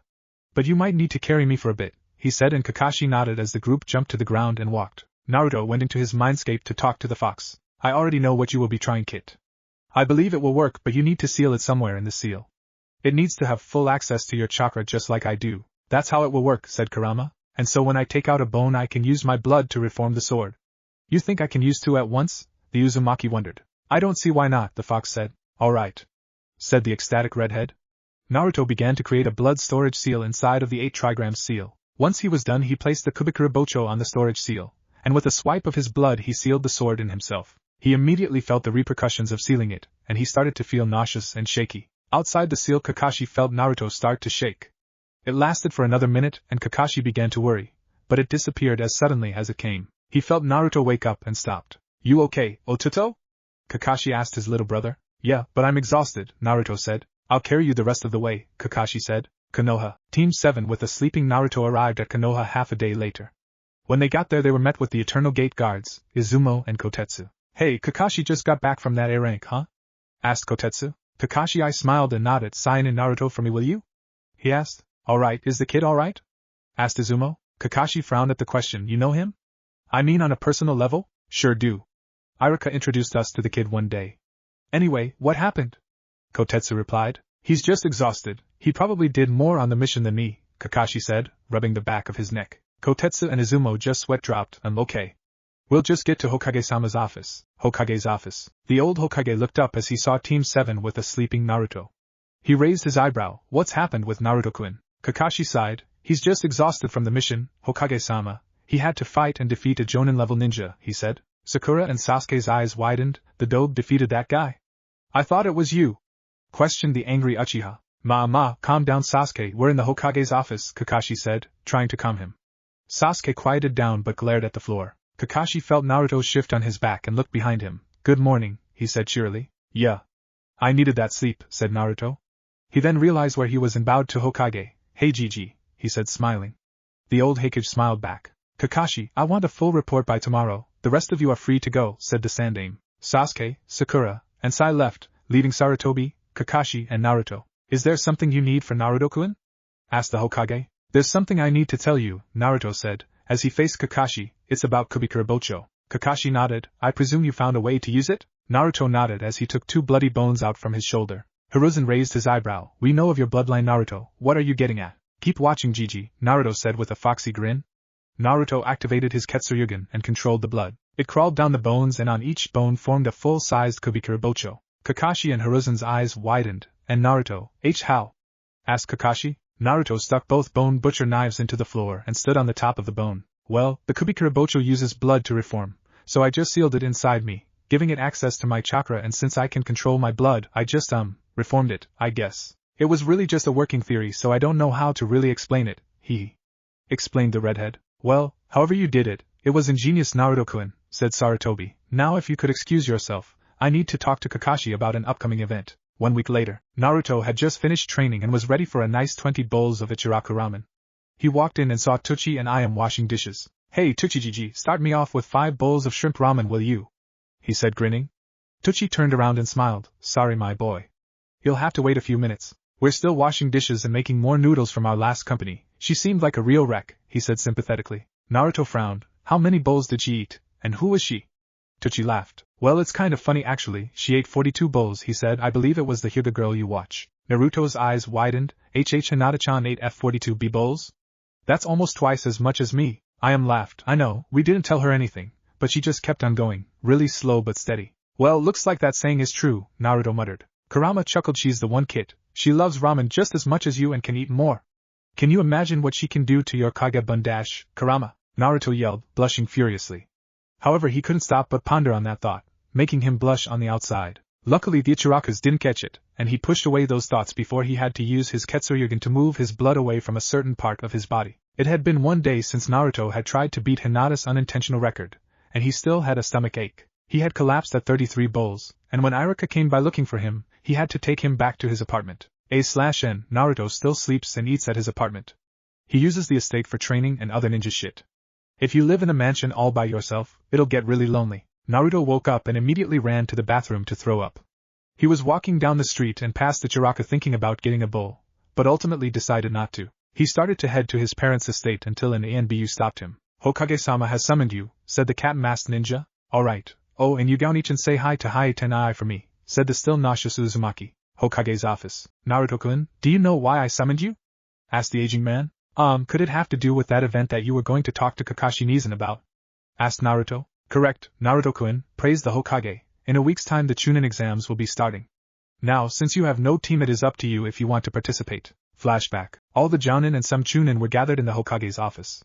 Kakashi looked at the Hokage and asked, Is it time already? The Hokage nodded. Indeed it is. The Chunin exams are in 1 week and I need to know who will be nominating their teams for the exams. Come up one by one. 4 Jounin stepped forward. I, Hatake Kakashi, leader of Team 7, nominate Harino Sakura, Uchiha Sasuke, and Sai for the Chunin exams. I, Yuhi Kurinai, leader of Team 8, nominate Abiraim Shino, Hyuga Hinata, and Inazuka Kiba for the Chunin exams. I, Mato Gai, leader of Team 9, nominate Higurashi Tenten, Hyuga Neji, and Rock Lee for the Chunin exams. I, Sarutobi Asuma, leader of Team 10, nominate Akamichi Choji, Nara Shikamaru, and Yamanaka Ino for the Chunin exams. The Hokage nodded.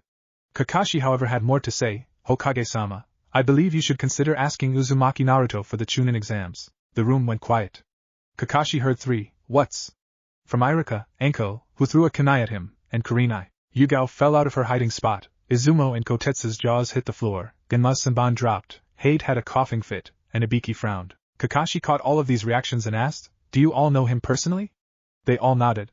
His eyebrows raised. Who started it? Iruka spoke up, introduced him to Kotetsu, Izumo, and Enko. Kotetsu and Izumo introduced him to Genma. Enko introduced him to Ibiki, Kurinai, and Yugao. Yugao introduced him to Hate. Well, that answers that question, said Kakashi. Kakashi, why do you think Naruto is ready? Asked Sarutobi. Well, for one, who was outrunning ANBU, able to hide from ANBU, and playing pranks and not getting seen until he pulled it at the age of 10, pointed out Kakashi. Not only that, but on our A-rank mission, Naruto was able to defeat a Jounin-level ninja and stop Zabuza's sword with his own strength. He was also able to be acknowledged enough by Zabuza to be gifted his sword by Zabuza himself. The ninja in the room eyes widened. They didn't realize the significance of Naruto outrunning ANBU. And they definitely didn't know that Naruto defeated a Jounin-level ninja. This made them rethink him. The Hokage thought about it. Very well, I will ask Uzumaki Naruto about registering for the exams. Flashback end. Kakashi said that, huh? Said Naruto. It is true though, he added. The Hokage looked at him with great seriousness. The decision is up to you, Naruto-kun. Naruto looked at Sarutobi with determination in his eyes. Hokage-sama, I wish to participate in the Chunin exams. The Hokage smiled and gave Naruto a piece of paper. Fill out this form and be at the academy in 1 week's time. 6 days later, Naruto had just gotten done with a measly 2 bowls of ramen. His stomach was still cramped from the amount he ate nearly a week ago. It was then he noticed what was following. Konohamaru. Rocks don't have eyes, and they aren't square, he said. He heard and poof and 3 coughs. Udon, you use too much gunpowder, said Konohamaru. Sorry Konohamaru, said a sick-sounding voice. When the smoke cleared, Naruto saw Konohamaru with two other kids. The first kid was male, had a gray sweater, glasses, brown hair, shorts, and snot coming out of his nose. The second was female. She had orange hair with two buns, a pink undershirt, red tank top, tan shorts, and a permanent blush. What are you doing, Konohamaru Udon Moegi? Asked the redhead. You said you'd play ninja with us, said Konohamaru. Did I? I don't remember, said Naruto sarcastically. Please, boss? Said the three kids. Alright, you get 30 seconds to hide, said the smirking Naruto. Naruto closed his eyes as he heard the kids run away. Once he finished counting to 30, he ran the way he heard them run. After about a good 10 seconds of looking, he heard a scream. He ran towards an alley where the scream came from. What he saw enraged him. He saw a boy in a black catsuit with purple markings on his face, and a pack on his back holding up a girl with brown hair and a black shirt and pants. Next to him was a blonde girl with 4 braids, a white blouse with a red sash. She wore a fishnet underclothes and her headband around her neck. Put her down, Naruto demanded, stepping in front of the Konohamaru Corps, who had heard the scream and came as well. Get out of here, kid, she needs to learn some manners, said the boy. He suddenly froze as he felt a massive amount coming at him, reminding him of unpleasant memories. Naruto felt the killing intent and turned his head slowly. What he saw both terrified him and made him happy. He saw Hinata with a purple aura and a killing intent that would make Kurama proud. Let her go, said the calm but irate girl. I'm never making her mad, thought Naruto. Hinata walked past Naruto and took out a kunai knife. The boy and girl watched Hinata as she came closer and they started to tense. She walked in front of the boy and touched his arm that he was holding the girl up. His eyes widened and he screamed. Aowerg. You bitch. What did you do to my arm? He yelled. Hinata just picked up the girl. Come Hanabi, we need to get you home, she said to the younger girl. Her aura was still dark, and she walked past Naruto, who was still shocked. He snapped out of it and gave her a nod. The cat-dressed boy reached for the pack on his back with his good arm. I wouldn't start a fight, said Naruto. Your friend isn't very happy, he said, pointing to a tree. As he said this, a boy with red hair, green eyes, and the kanji for love on his forehead appeared.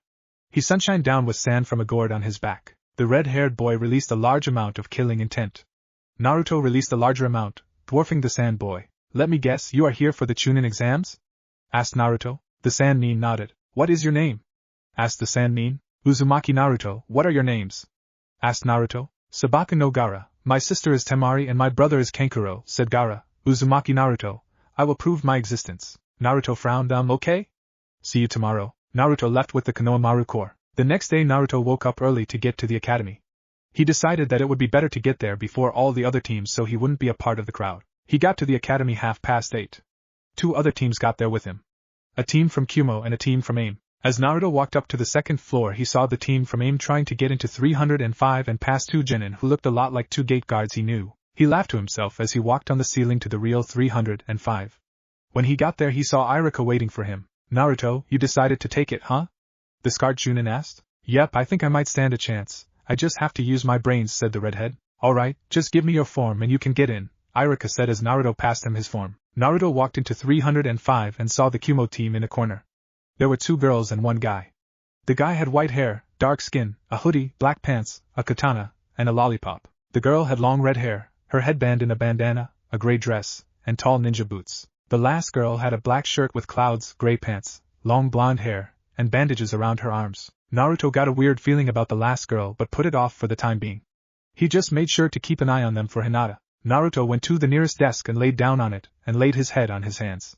He decided to talk to Kurama for the time being until one of his friends got there. Mindscape. Hey Kurama, did you get a weird feeling about the blonde girl? Yeah kid, I've felt that chakra somewhere, but it's probably been over 200 years since I've seen her, said the Kyuubi. Her? Naruto asked. Matatabi, the Nibi. Last I heard she was in Kumo's possession, so that's most likely her, Kurama stated. Okay, so what do we do about it? Asked the Uzumaki. You go ahead with the Chunin exams. I'll try and open a channel between us Bijou. From what I sensed yesterday, that Gaara is the Jinchuriki of Shikaku. You'll have to watch him closely, said Kurama. Alright Kurama, thanks for the info, Naruto said. Outside Mindscape. Naruto, yo Naruto, said a lazy voice. Naruto opened his eyes and saw Shikamaru standing over him. Yeah? He asked. How long have you been here? Asked Shikamaru. 8:30, Naruto responded. Lucky bastard, Shikamaru muttered. You just want to be in bed right now, don't you?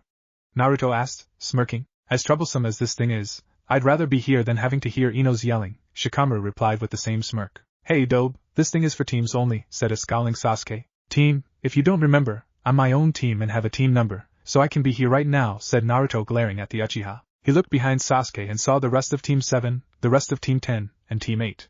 He saw Kiba making advances on Hinata and decided to do something about it. Hey, Hinata-chan! Shino! What's up? He half asked and half yelled into Kiba's ear. This causes the Inuzuka to back up in pain and disorient him. I am doing well, Naruto-san. Kiba has been a pain, but we have done well on missions thanks to Kurenai-sensei, said Shino. I am okay, and Naruto-kun.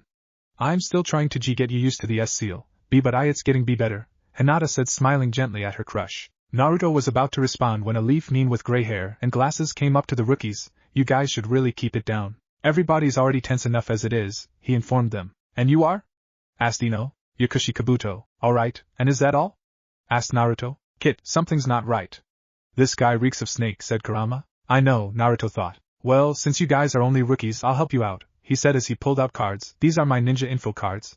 They can tell you anything about anyone in this room. Give me info on Rock Lee, said Sasuke. You already know his name. That's no fun. Kabuto pouted. Rock Lee, he is a genin of Konoha and a year older than you guys. His sensei is Mato Guy and his teammates are Hyuga Neji and Higurashi Tenten. He has high skill in taijutsu. He has no skill in ninjutsu or genjutsu. Sasuke frowned. How could that guy have beat him? He was an elite. I know almost everyone's strengths and weaknesses because of these cards. The ninja over there are from Otogekure. It's a fairly new village so they could only send one team, he said, pointing to a team with music note forehead protections. He thinks he can talk bad about our village, does he? Said one Otonin with a hunched back, bandages covering his face, and a gauntlet on his right arm. Well, we'll just show him he's the best, he said as he and his teammates rushed at Kabuto. Kabuto-san! Look out! Yelled Ino. The gauntlet-wearing ninja punched at Kabuto, who dodged it at the last second. However, a few seconds later, Kabuto's glasses broke and he started to throw up blood. Before anyone could do anything, a giant cloud of smoke appeared in the middle of the room. Enough! All of you sit down now! Yelled a giant man with a scarred face. Naruto smirked. Hey, Ibiki-chan, he said in a sing-song voice. Ibiki's eye twitched and he growled, Naruto. Just go sit down. As Naruto sat down, he heard an eep to his right. He looked towards the sound and saw Hinata looking down at the table with a blush on her face. Hey, Hinata, said Naruto. Hello and Naruto-kun, she replied. Do well, okay, he said with a thumbs up and a smile. This just caused the shy girl to blush even more. Oh okay, why you do well too, she said with a smile with her eyes closed. If she hadn't had her eyes closed she would have seen the small blush that crept onto Naruto's face. Alright, said Ibiki, you are going to be taking a written test. You have 10 points, and there are 10 questions. Every time you are caught cheating, you will have 2 points taken away. You have 45 minutes. As he got his test, Naruto's eyes narrowed. What the hell is this? How am I supposed to know this? Sucks for you, Kit, said Kurama. You're no help, thought the annoyed boy. He looked over to Hinata and saw that she had her head down and her Byakugan active. So, we're supposed to cheat to get the answers, huh? Naruto asked himself. You should ask that vixen of yours for the answers. I'm sure she'll give them to you, said the fox. I'm not using her like that, thought the redhead. Well, you have to think of something, responded Kurama. Ibiki looked over the genin until his eyes landed on Naruto. He was zoned out, probably thinking of a plan. Let's see what you come up with, brat. I got it, Naruto thought. Naruto put his hands under the table in a tiger hand sign. A strong wind came from an open window and blew many tests in the air. Naruto activated his wind armor and grabbed a full test before anyone could see him. He replaced the name and put the test back on the table and rested until the test was over. 35 minutes later. Alright, it is time for the 10th question, announced Ibiki. If you want to leave now, do it. Your team will be leaving with you. Why would we want to do that? Asked Kiba. Because if you answer the question wrong, you can never take the exams again, Ibiki said. What? Exclaimed Tamari. That's not fair. There are people who have taken it multiple times here right now, growled Kiba. That's too bad. This is my first year as proctor. So will you be taking the question or not? He said with a sinister grin. A person to Naruto's left got up and left the room with his teammates in tow. Over 10 teams had left, and Naruto had fallen asleep. Ibiki saw this and went up to the Uzumaki. He hit him upside the head. Ow, ow, ow, ow. The hell was that for? Asked the angered redhead. You fell asleep, growled Ibiki. Well, it's obvious I'm not answering the question. I wouldn't deny a mission just cause I didn't like it, would I? No. That's the point of the question. To see if you have the guts to become a Chunin, explained Naruto. Everyone in the room was surprised at Naruto's answer.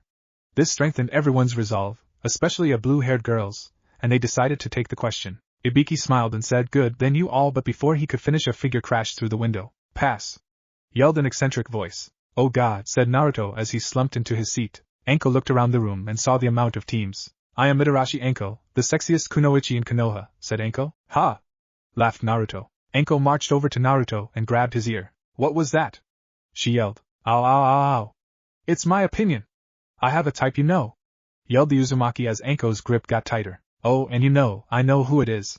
So it's either me or I spill your little secret, Anko said sadistically, glancing over to Hinata for a split second so that only Naruto could see it. Naruto was sweating and his eyes widened. Okay, you're right, I'm wrong, my opinion doesn't matter. He yelled, now let me fucking go. Nope. Alright maggots. The second round will be taking place at Training Ground 44, said Anko as she jumped out the window with a teary-eyed Naruto clinging on to dear life so his ear wouldn't be ripped off. As the teams left the building towards Training Ground 44, a lot of girls were wondering who the mysterious girl that Naruto liked was, especially a blonde gossip queen and a Hyuga girl. Yendi, Chapter 7. As the teams neared Training Ground 44, they could still hear Naruto's screams of pain.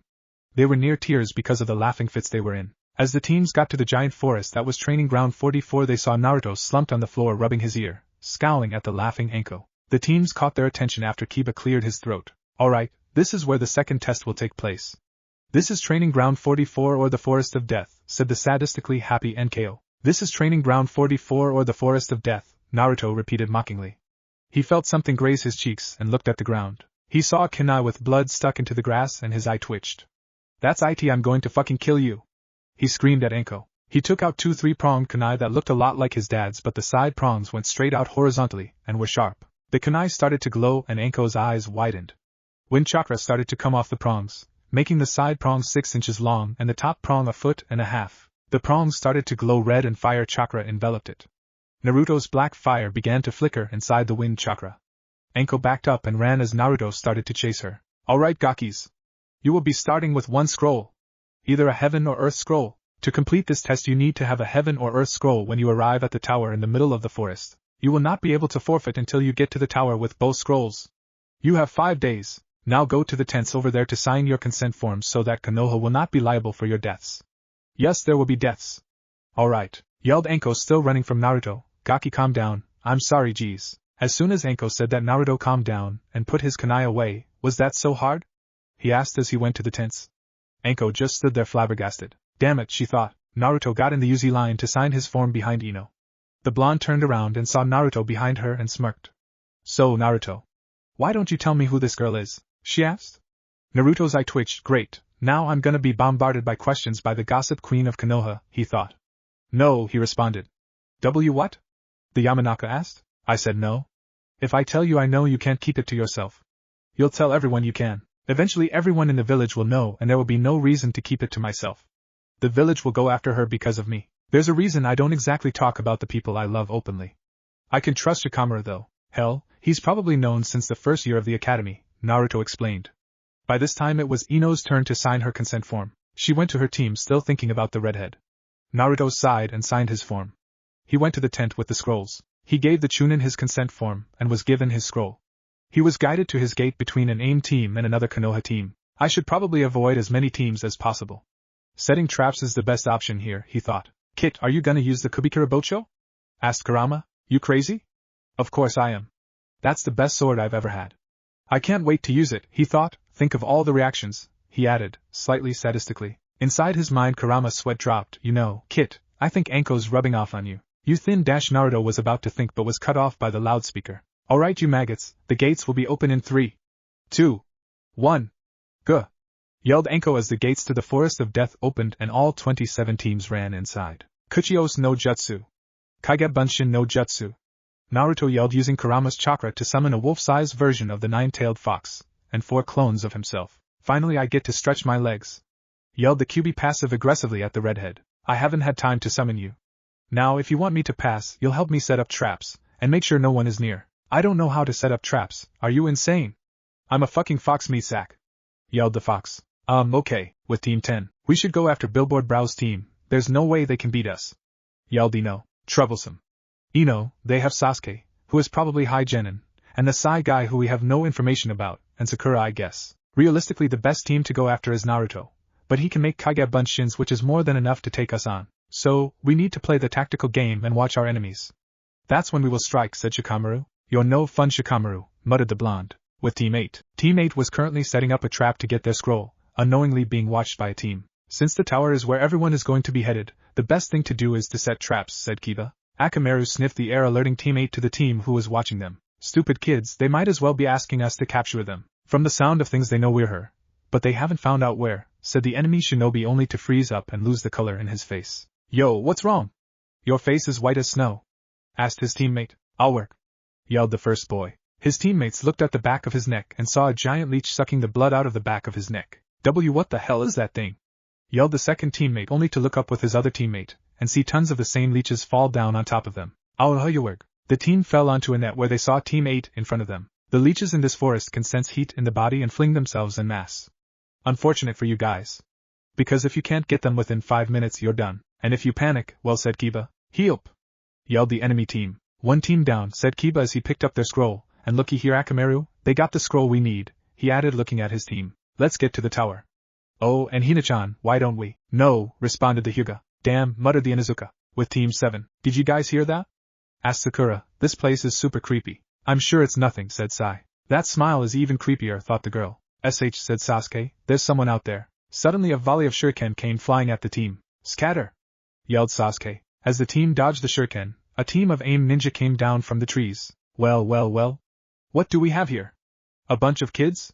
Well, since you survived, why don't you tell me which one of you has the scroll? Said a black-haired aim nin with a face mask. Well, since you won't tell me, I guess I'll have to be direct. He yelled as he ran at Sakura. Katan, how Senka no Jutsu? Yelled Sasuke. The aim nin dodged a volley of fireballs, and Sasuke rushed at the enemy. The aim nin ran higher into the trees, Sasuke on his heels. The Uchiha landed on a branch as the aim nin threw a kunai at him. Sasuke dodged to the left as the kunai hit the branch. He smirked until he heard a SSS sound and looked at the knife. His eyes widened as he saw an explosive note about to blow up. The note exploded, sending Sasuke to the floor. Thanks for that opening, said the aim nin landing behind Sasuke. Now stay still. One false move and I'll kill you. Hand over the scroll. Sasuke-kun! Yelled Sakura. Sai took out his tanto, rushing at the ninja, replacing himself with Sasuke. He stabbed the aim nin in the gut. Aowerg! Yelled the nin. Damn, this is bad. I thought coming alone would help me conceal my presence, but it's been a failure. I gotta leave. Sasuke turned around seeing the aim nin retreating. He gritted his teeth. Damn it. He got away. With Naruto. Nobody yet? Asked Naruto to his fox companion. Actually, I just picked up on a team. It seems to be that Kabuto Gaki's team. I can tell from their chakra that they are experienced, but pick him off one by one and you'll be fine. Alright, said Naruto, Kage Bunshin no Jutsu, as 10 clones came into existence. Create a perimeter around his team, nobody leaves it. The clones nodded and shined away. Now let's go play, said Kurama. Kabuto, 11, number 12 people creating a perimeter around us. What should we do? Asked a man with a mask, bandana, and dark glasses. Kabuto frowned. 12? Are you sure about that, Yoroi? He asked. The man named Yoroi nodded. From what I can tell, 11 of them have equal chakra while one has. What the fu, its chakra is the strongest I've ever felt. Kabuto's frown deepened. Alright, stop. The team stopped on a branch and heard 12 pairs of feet land around them. Alright, you can come out, said another man with a mask, bandana, and clear glasses. As soon as the third man said that, the team saw who created the noise. Out of the shadows stepped 10 Uzumaki Narutos and 1 wolf-sized fox. Kabuto's eyes narrowed. He knew he heard 12, the question was where was he? He was about to find out. Quick question? What's your opinion on blood? Asked Naruto. Now the team was confused. What are you talking about?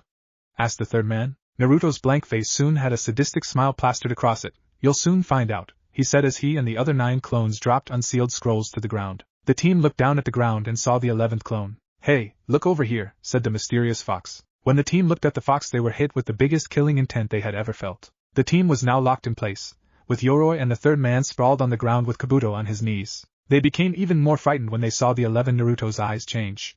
The Narutos made several hand signs and placed their hands on the ground. A giant rumbling noise came from the ground.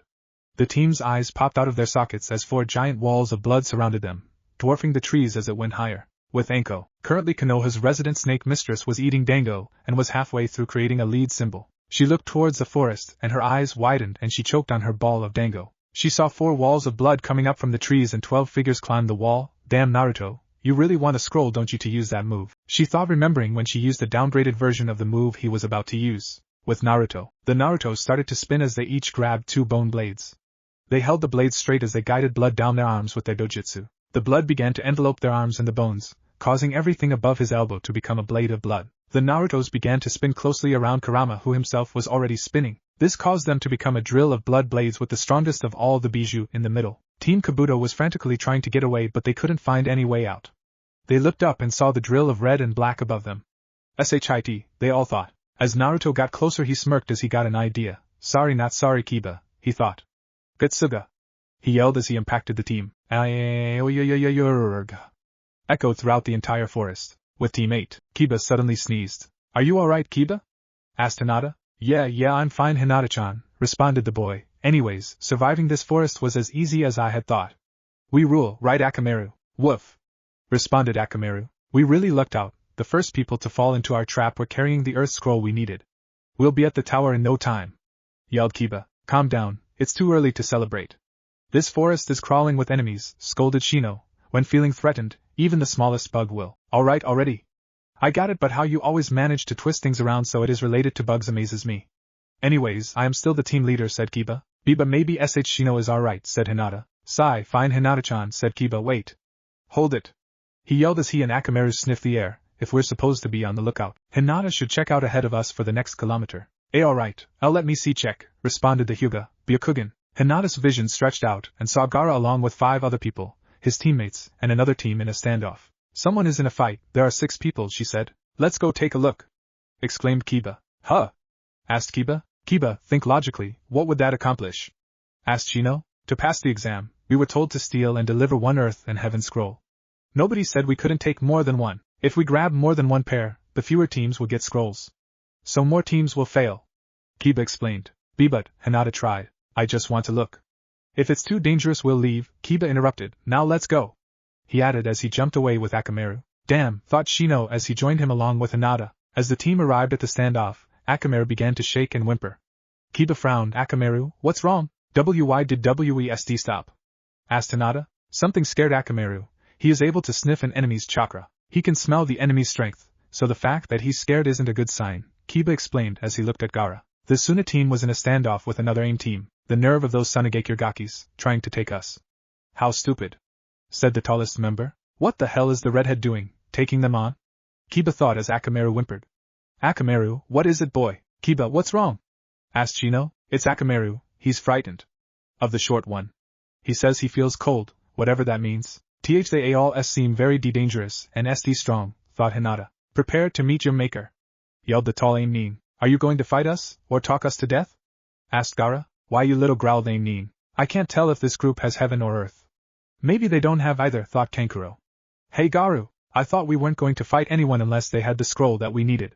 There's no point in fighting if they don't have the scroll we need. Kankuro, shut up or I'll kill you, Gaara said calmly. Anyone who crosses me is dead. Alright. I'm fine with that, yelled the AIM as he took out 4 umbrellas. He threw the umbrellas into the air and made hand sins. You're dead. Ninpa, Jyoro Senbin. Saban needles flew off the umbrellas headed for Gaara. Just before the 1,000 needles could hit the boy, a wall of sand blocked all of them, leaving him unharmed. Is that all?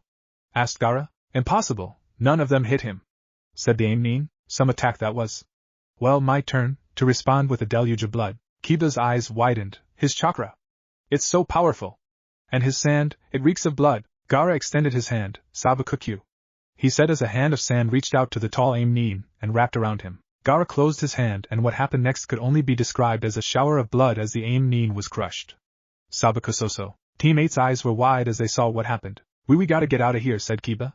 The team got up and left towards the tower, not seeing when Gaara looked towards where they were hiding. Naruto was running through the forest towards the tower after he had performed his now named Katsueki Getsuga, blood fang over fang. He was 5 kilometers away when he heard a scream that sounded like a certain pink-haired girl. UUGH, he groaned in his mind.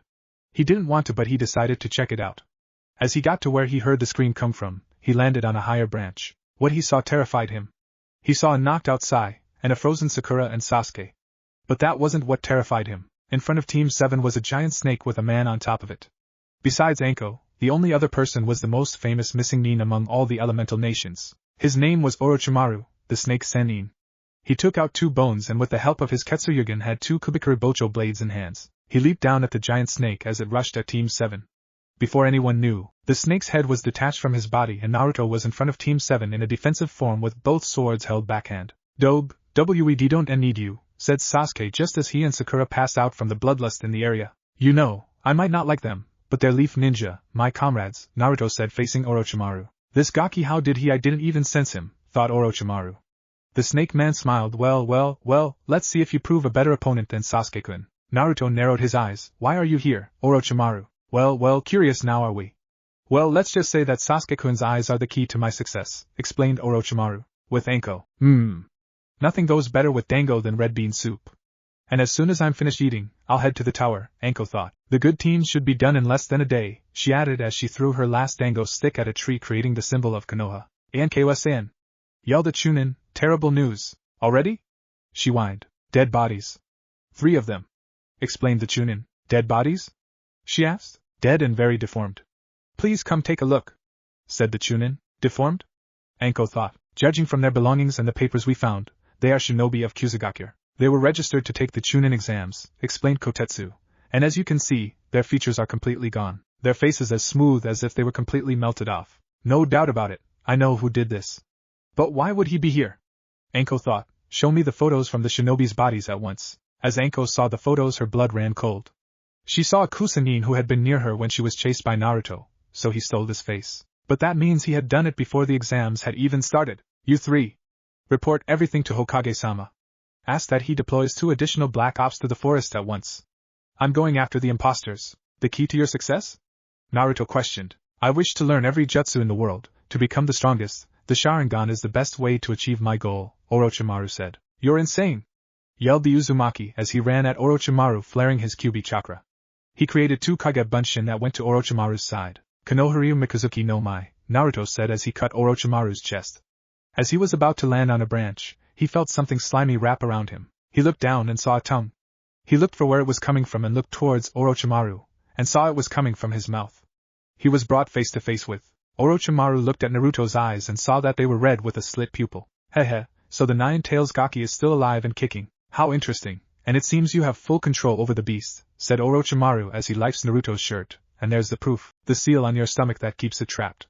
But we can't have you as a threat, it's too bad I can't seal you. Fuin, 5-pronged seal, he said as he plunged his fingers into Naruto's gut. I'll worth! Yelled the redhead. Orochimaru threw the boy but was surprised when he was still conscious as he landed on a branch. He saw Naruto's eyes widening and saw the smirk on his face. This isn't the best time to be smiling, Gaki, said the Sannin. It was then that he felt tingling on his legs. He looked down and saw thousands of bugs crawling up his leg. He attempted to move but couldn't. He gritted his teeth and looked around to see where the bugs may be coming from. Getsuga! Came a voice. 2 drills came from the forest and Orochimaru felt 2 drills hit his back. He was knocked to the ground with 2 wounds in his back. He looked up towards Naruto and saw another team in front of the redhead. An Inuzuka, a Hyuga, and an Aburame. Heh, that wasn't so hard, said the Inuzuka. He looked towards Naruto. You really need to choose better battles. I may not like you a lot, but I don't want you dead, he added. Guys, said Naruto, surprised to see someone stand up for him. Let's get this traitor, he smirked. Now I like the sound of that, said Kiba. He punched his hand into his palm and looked towards his teammate. Let's do this. Shino and Hinata nodded, the latter activating her dojutsu. Naruto got up and looked towards Orochimaru. He saw Orochimaru open his mouth and stretch it out. He almost threw up at what he saw. He saw a new and healed Orochimaru climb out of the beaten Orochimaru's mouth. Orochimaru faced Hinata and saw her dojutsu activate. He licked his lips and thought, a Byakugan, huh? That'll be nice to get a hold of. Naruto, where Orochimaru was looking and his blood ran cold. He's not thinking of doing what I think he's doing? Is he? Orochimaru launched himself at Hinata and saw her teams and the Kyuubi brat's eyes widen. Just as was about to mark her, he was hit by the flat of Naruto's blade. That took too much of my strength. I can't stay awake, he thought as he fell to the ground unconscious. Teammate looked at the fallen Uzumaki. Shino and Kiba moved him behind them and then stepped in front of Hinata. Kiba and Akamaru jumped at the missing Nin, Getsuga, Kiba yelled. This time Orochimaru saw the attack and swatted the duo away, causing them to hit a tree, rendering them too weak to fight. Shino attempted to catch him with his bugs, but having lost the element of surprise, Orochimaru simply dodged the bugs and kicked Shino in the solar plexus, rendering him unable to battle, just like Kiba. He looked at the Hyuga, whose eyes were now wide with terror. He extended his neck, and before Hinata could do anything she felt his teeth sink into her neck. Aya! Hinata screamed and then passed out. Orochimaru faced the unconscious Sasuke and hit him in the same place on the neck. Now if you'll excuse me, I have a date to get to, he said to Shino, Kiba, and Akamaru, who had seen everything. Kiba, we need to get them to the tower. We have 4 scrolls. Naruto has his 2 and Team 7 will need to use our extra scrolls so they can get in, explained Shino. Kiba nodded at his friend's logic and picked up Naruto and Hinata. And transformed Akamaru picked up Sai and Sakura, was Shino picking up Sasuke, with Anko. It's already night. I have to find him soon. The darker it gets, the worse the situation will be. Anko thought, but why choose now to show himself? What's he playing at? Not that it matters, I'll kill him. No matter how hard it will be. I'm going to kill him, even if it means dying. If I can't kill you, I'll slow you down until the end you arrive. To kill you, isn't it, Orochimaru? Anko asked. Impossible, said Orochimaru. Anko jumped off the branch and took 4 saban from her kunai pouch. As she was about to launch them at her old sensei, Orochimaru spit his tongue at her, catching her arm. That didn't stop the snake mistress. She took a hold of his tongue hard when he tried to pull her toward him. Hidden shadow snake hands! Exclaimed Anko. She pulled even harder, pulling Orochimaru toward her, launching him through the air. He hit the branch and was dragged by Anko. They slammed into the tree, causing both of them to grunt in pain. Anko pinned the snake man against the tree, trapping him by stabbing their hands together with a kunai. Got you! She said. Now why don't you lend me a hand, she added, grabbing a hold of his left hand with her right as she made a hand sign. Orochimaru's eyes widened when he recognized the seals. That's he said. That's right, we'll be dying together, said Anko sadistically. Twin snakes kill each other. Orochimaru smiled. So you want to commit suicide? How sweet, he said. Suddenly the voice came from somewhere else. But that's just a bunshin. Anko's eyes widened as the bunshin popped and looked behind her. Even if you are an elite ninja of Konoha, you mustn't forget everything I taught you, said Orochimaru. Anko gritted her teeth. Why? Why are you here now? She asked. Orochimaru smiled. For nostalgia, my dearest Anko. And it even seems that you're not happy to see me. Ooh, is it an assassination? Are you after Hokage-sama? Asked Anko. Orochimaru's smile turned sadistic. Now. You don't have the authority to know that, but right now, I'm just here to leave my mark. In fact, I just left too. I think you'll find out soon. Anko's eyes widened as she reached to the back of her neck where the same mark Orochimaru had branded Hinata and Sasuke was. Who was it? She asked. One boy and a girl. Like I said, you'll find out soon, Orochimaru responded. Why, you're a monster. They'll be dead in no time. Only 1 out of 10 survive. Anko growled. Orochimaru tilted his head. Possibly, but I have a feeling these two will pull through, he said victoriously. Now, if you don't mind. I'll be leaving now. Can't stick around forever, he added as he disappeared in a shunshin. Huff huff *, need to tell Hokage-sama, Anko said just before blacking out. Yendi, Chapter 8. 6 hours after the fight, Shino, Kiba, and Akamaru had found a tree with an opening under it to lay the others down. It was currently the second day of the exam, and things were not going well. They had to avoid at least 3 teams in 6 hours and were all out of supplies. The best they could do was put wet towels on Naruto, Hinata, Sasuke, Sai, Sakura's foreheads. Sasuke would constantly scream out in pain, Hinata would whimper, and Naruto would groan and hold his hand to his stomach. Because of this, Kiba had joked that Naruto was just hungry. 12 hours after the fight. What happened? Asked a waking up Sakura. Suddenly her eyes widened. Sasuke Kuen! She yelled. Kiba and Shino flinched, and Akamaru whined. She looked towards the boys and narrowed her eyes. What are you doing? Trying to make Sasuke-kun lose? She questioned angrily. Before Kiba could retaliate, Shio spoke up. Sakura-san. Naruto-san arrived to help your team when he heard you scream. When he got there, he saw your teammate unconscious and you about to collapse. He defended your team after Sasuke-san fainted. He fought Orochimaru until our team arrived. We backed him up, where he fainted as well. We were severely beaten, and that was when Orochimaru bit both Hinata and Sasuke-san, he explained. Sakura's eyes widened. He attacked Sasuke-kun? Kiba spoke up. Yeah, along with your other teammate, Naruto, and our team, he muttered. Sakura shot him a glare. I just need to know if Sasuke-kun is fine, she said. Sasuke-san is fine, if not a few cries of pain in his sleep. He is otherwise unharmed, Shino said. Sakura breathed out in a sigh of relief. She jumped behind Kiba when she heard a twig snap. Kiba looked towards the sound. He saw a squirrel and sweat dropped. Is she really a kunoichi? He thought. Suddenly his eyes widened as he smelled fire coming from the squirrel. Shit. Paper bomb. He grabbed a kunai and threw it at the squirrel. It skimmed the squirrel, but took the paper bomb with it, exploding right before it hit the end of the clearing. Well. They're pretty smart. They noticed the paper bomb, said the black-haired Oto Nin from the first exam. It seems they did, Zaku, said the bandaged one. So what are we waiting for, Dosu? Asked a girl with long black hair and a green vest with snakeskin clothes. That's a good question. There's nothing keeping us back, said Dosu. Okay, Kin, get the girl. Zaku, you get the mutt. I'll get the creepy one. You're one to talk about creepy, muttered Zaku. The Oto team jumped down from the tree, landing in front of the 3 conscious Konoha genin. Hey, you there with the obnoxiously pink hair, said Dosu. Wake up, Sasuke. The 3 of us want to take him on. Like hell you will. If you want to get to him, you'll have to go through us, growled Kiba. Ha! So you think you will be able to keep us at bay? That's hilarious, chuckled Zaku. I just hate the wannabe kunoichi who bring a bad name to all kunoichi, scoffed Kin. What are you talking about? All I know is that some guy called Orochimaru is causing all of this. So what do you want with Sasuke-kun? Sakura asked. When she mentioned Orochimaru, Oto was surprised. Why do you want to fight him now, and what does the mark on his neck mean? He's not even conscious, so just leave, she yelled. I wonder what Orochimaru-sama is up to, spoke Dosu. Zaka laughed. Whatever, after that I can't just walk away without a fight. First I'll destroy you, your friends, and your precious Sasuke-kun too. Zaku, wait. Let me have the girl, Kin yelled. Zaku scoffed. Fine. Mud, you're mine, he said as he pointed to Kiba. Kiba growled at the mud part. All right, Shino, Sakura, let's show them what Konoha is made of, he said, tossing a pill to Akamaru. Jujin Bunshin. He cried, and he and Akamaru became two feral-looking Kibas. He rushed at Zaku, while Kin ran towards Sakura, and Shino and Dosu met head-on. Getsuga! Yelled Kiba as he and Akamaru launched at the Oto Nin, decapitating airwaves. Yelled Zaku as a strong gust of wind hit the Inuzuka duo, sending them off course. Kiba hit and Akamaru hit a boulder, with Akamaru being knocked unconscious from the impact. Akamaru! Yelled Kiba.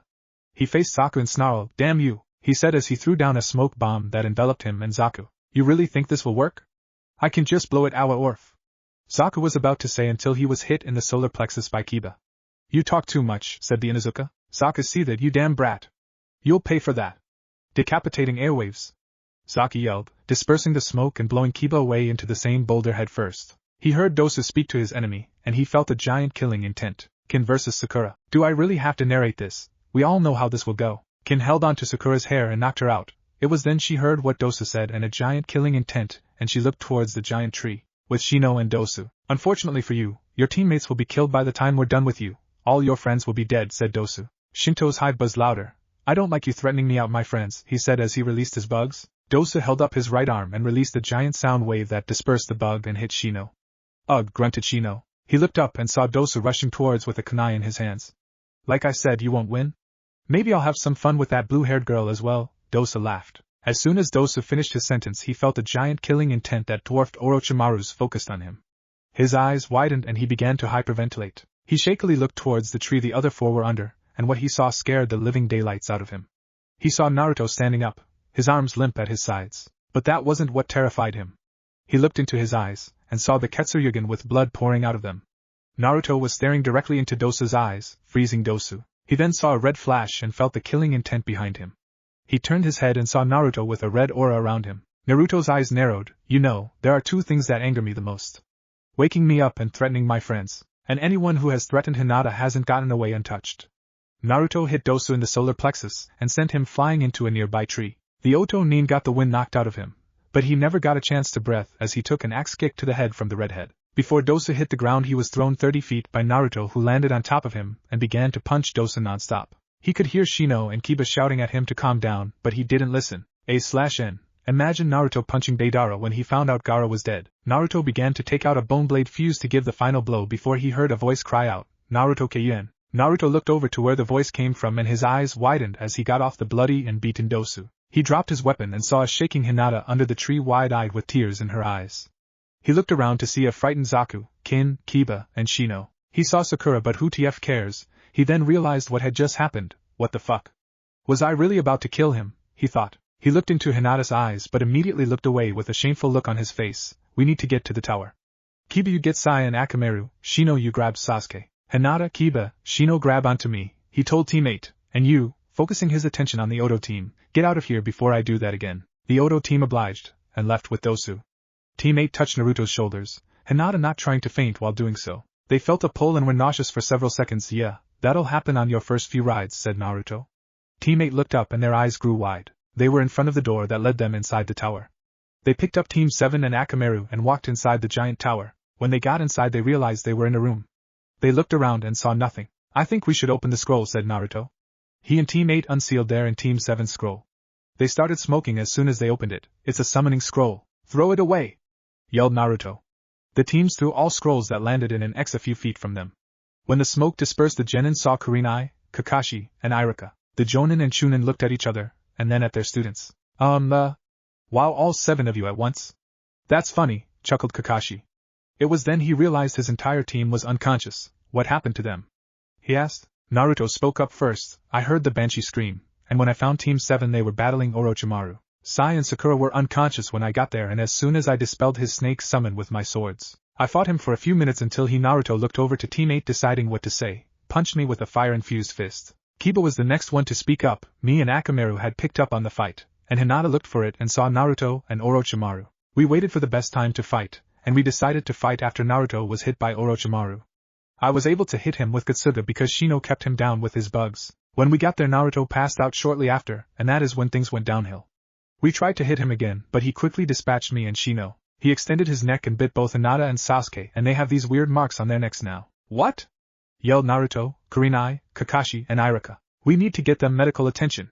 Yelled Kurenai. The best I can do is seal the marks, but I don't know how long it will take for them to wake up from after it. It's up to Hinata, and since Sasuke is unconscious, the person who will decide for them is Kakashi, said Naruto, still enraged by the news. He looked at Hinata who had her hand on her neck. How long do you think it will take? She asked Naruto. Naruto sighed. 1 to 2 days is my best guess. Hinata looked her crushed straight in the eyes and nodded. I'll do it. Naruto smiled softly and then looked at Kakashi who nodded. Alright, I'm going to need a room to set up the seal. Kurenai took Hinata away along with Kakashi and Sasuke.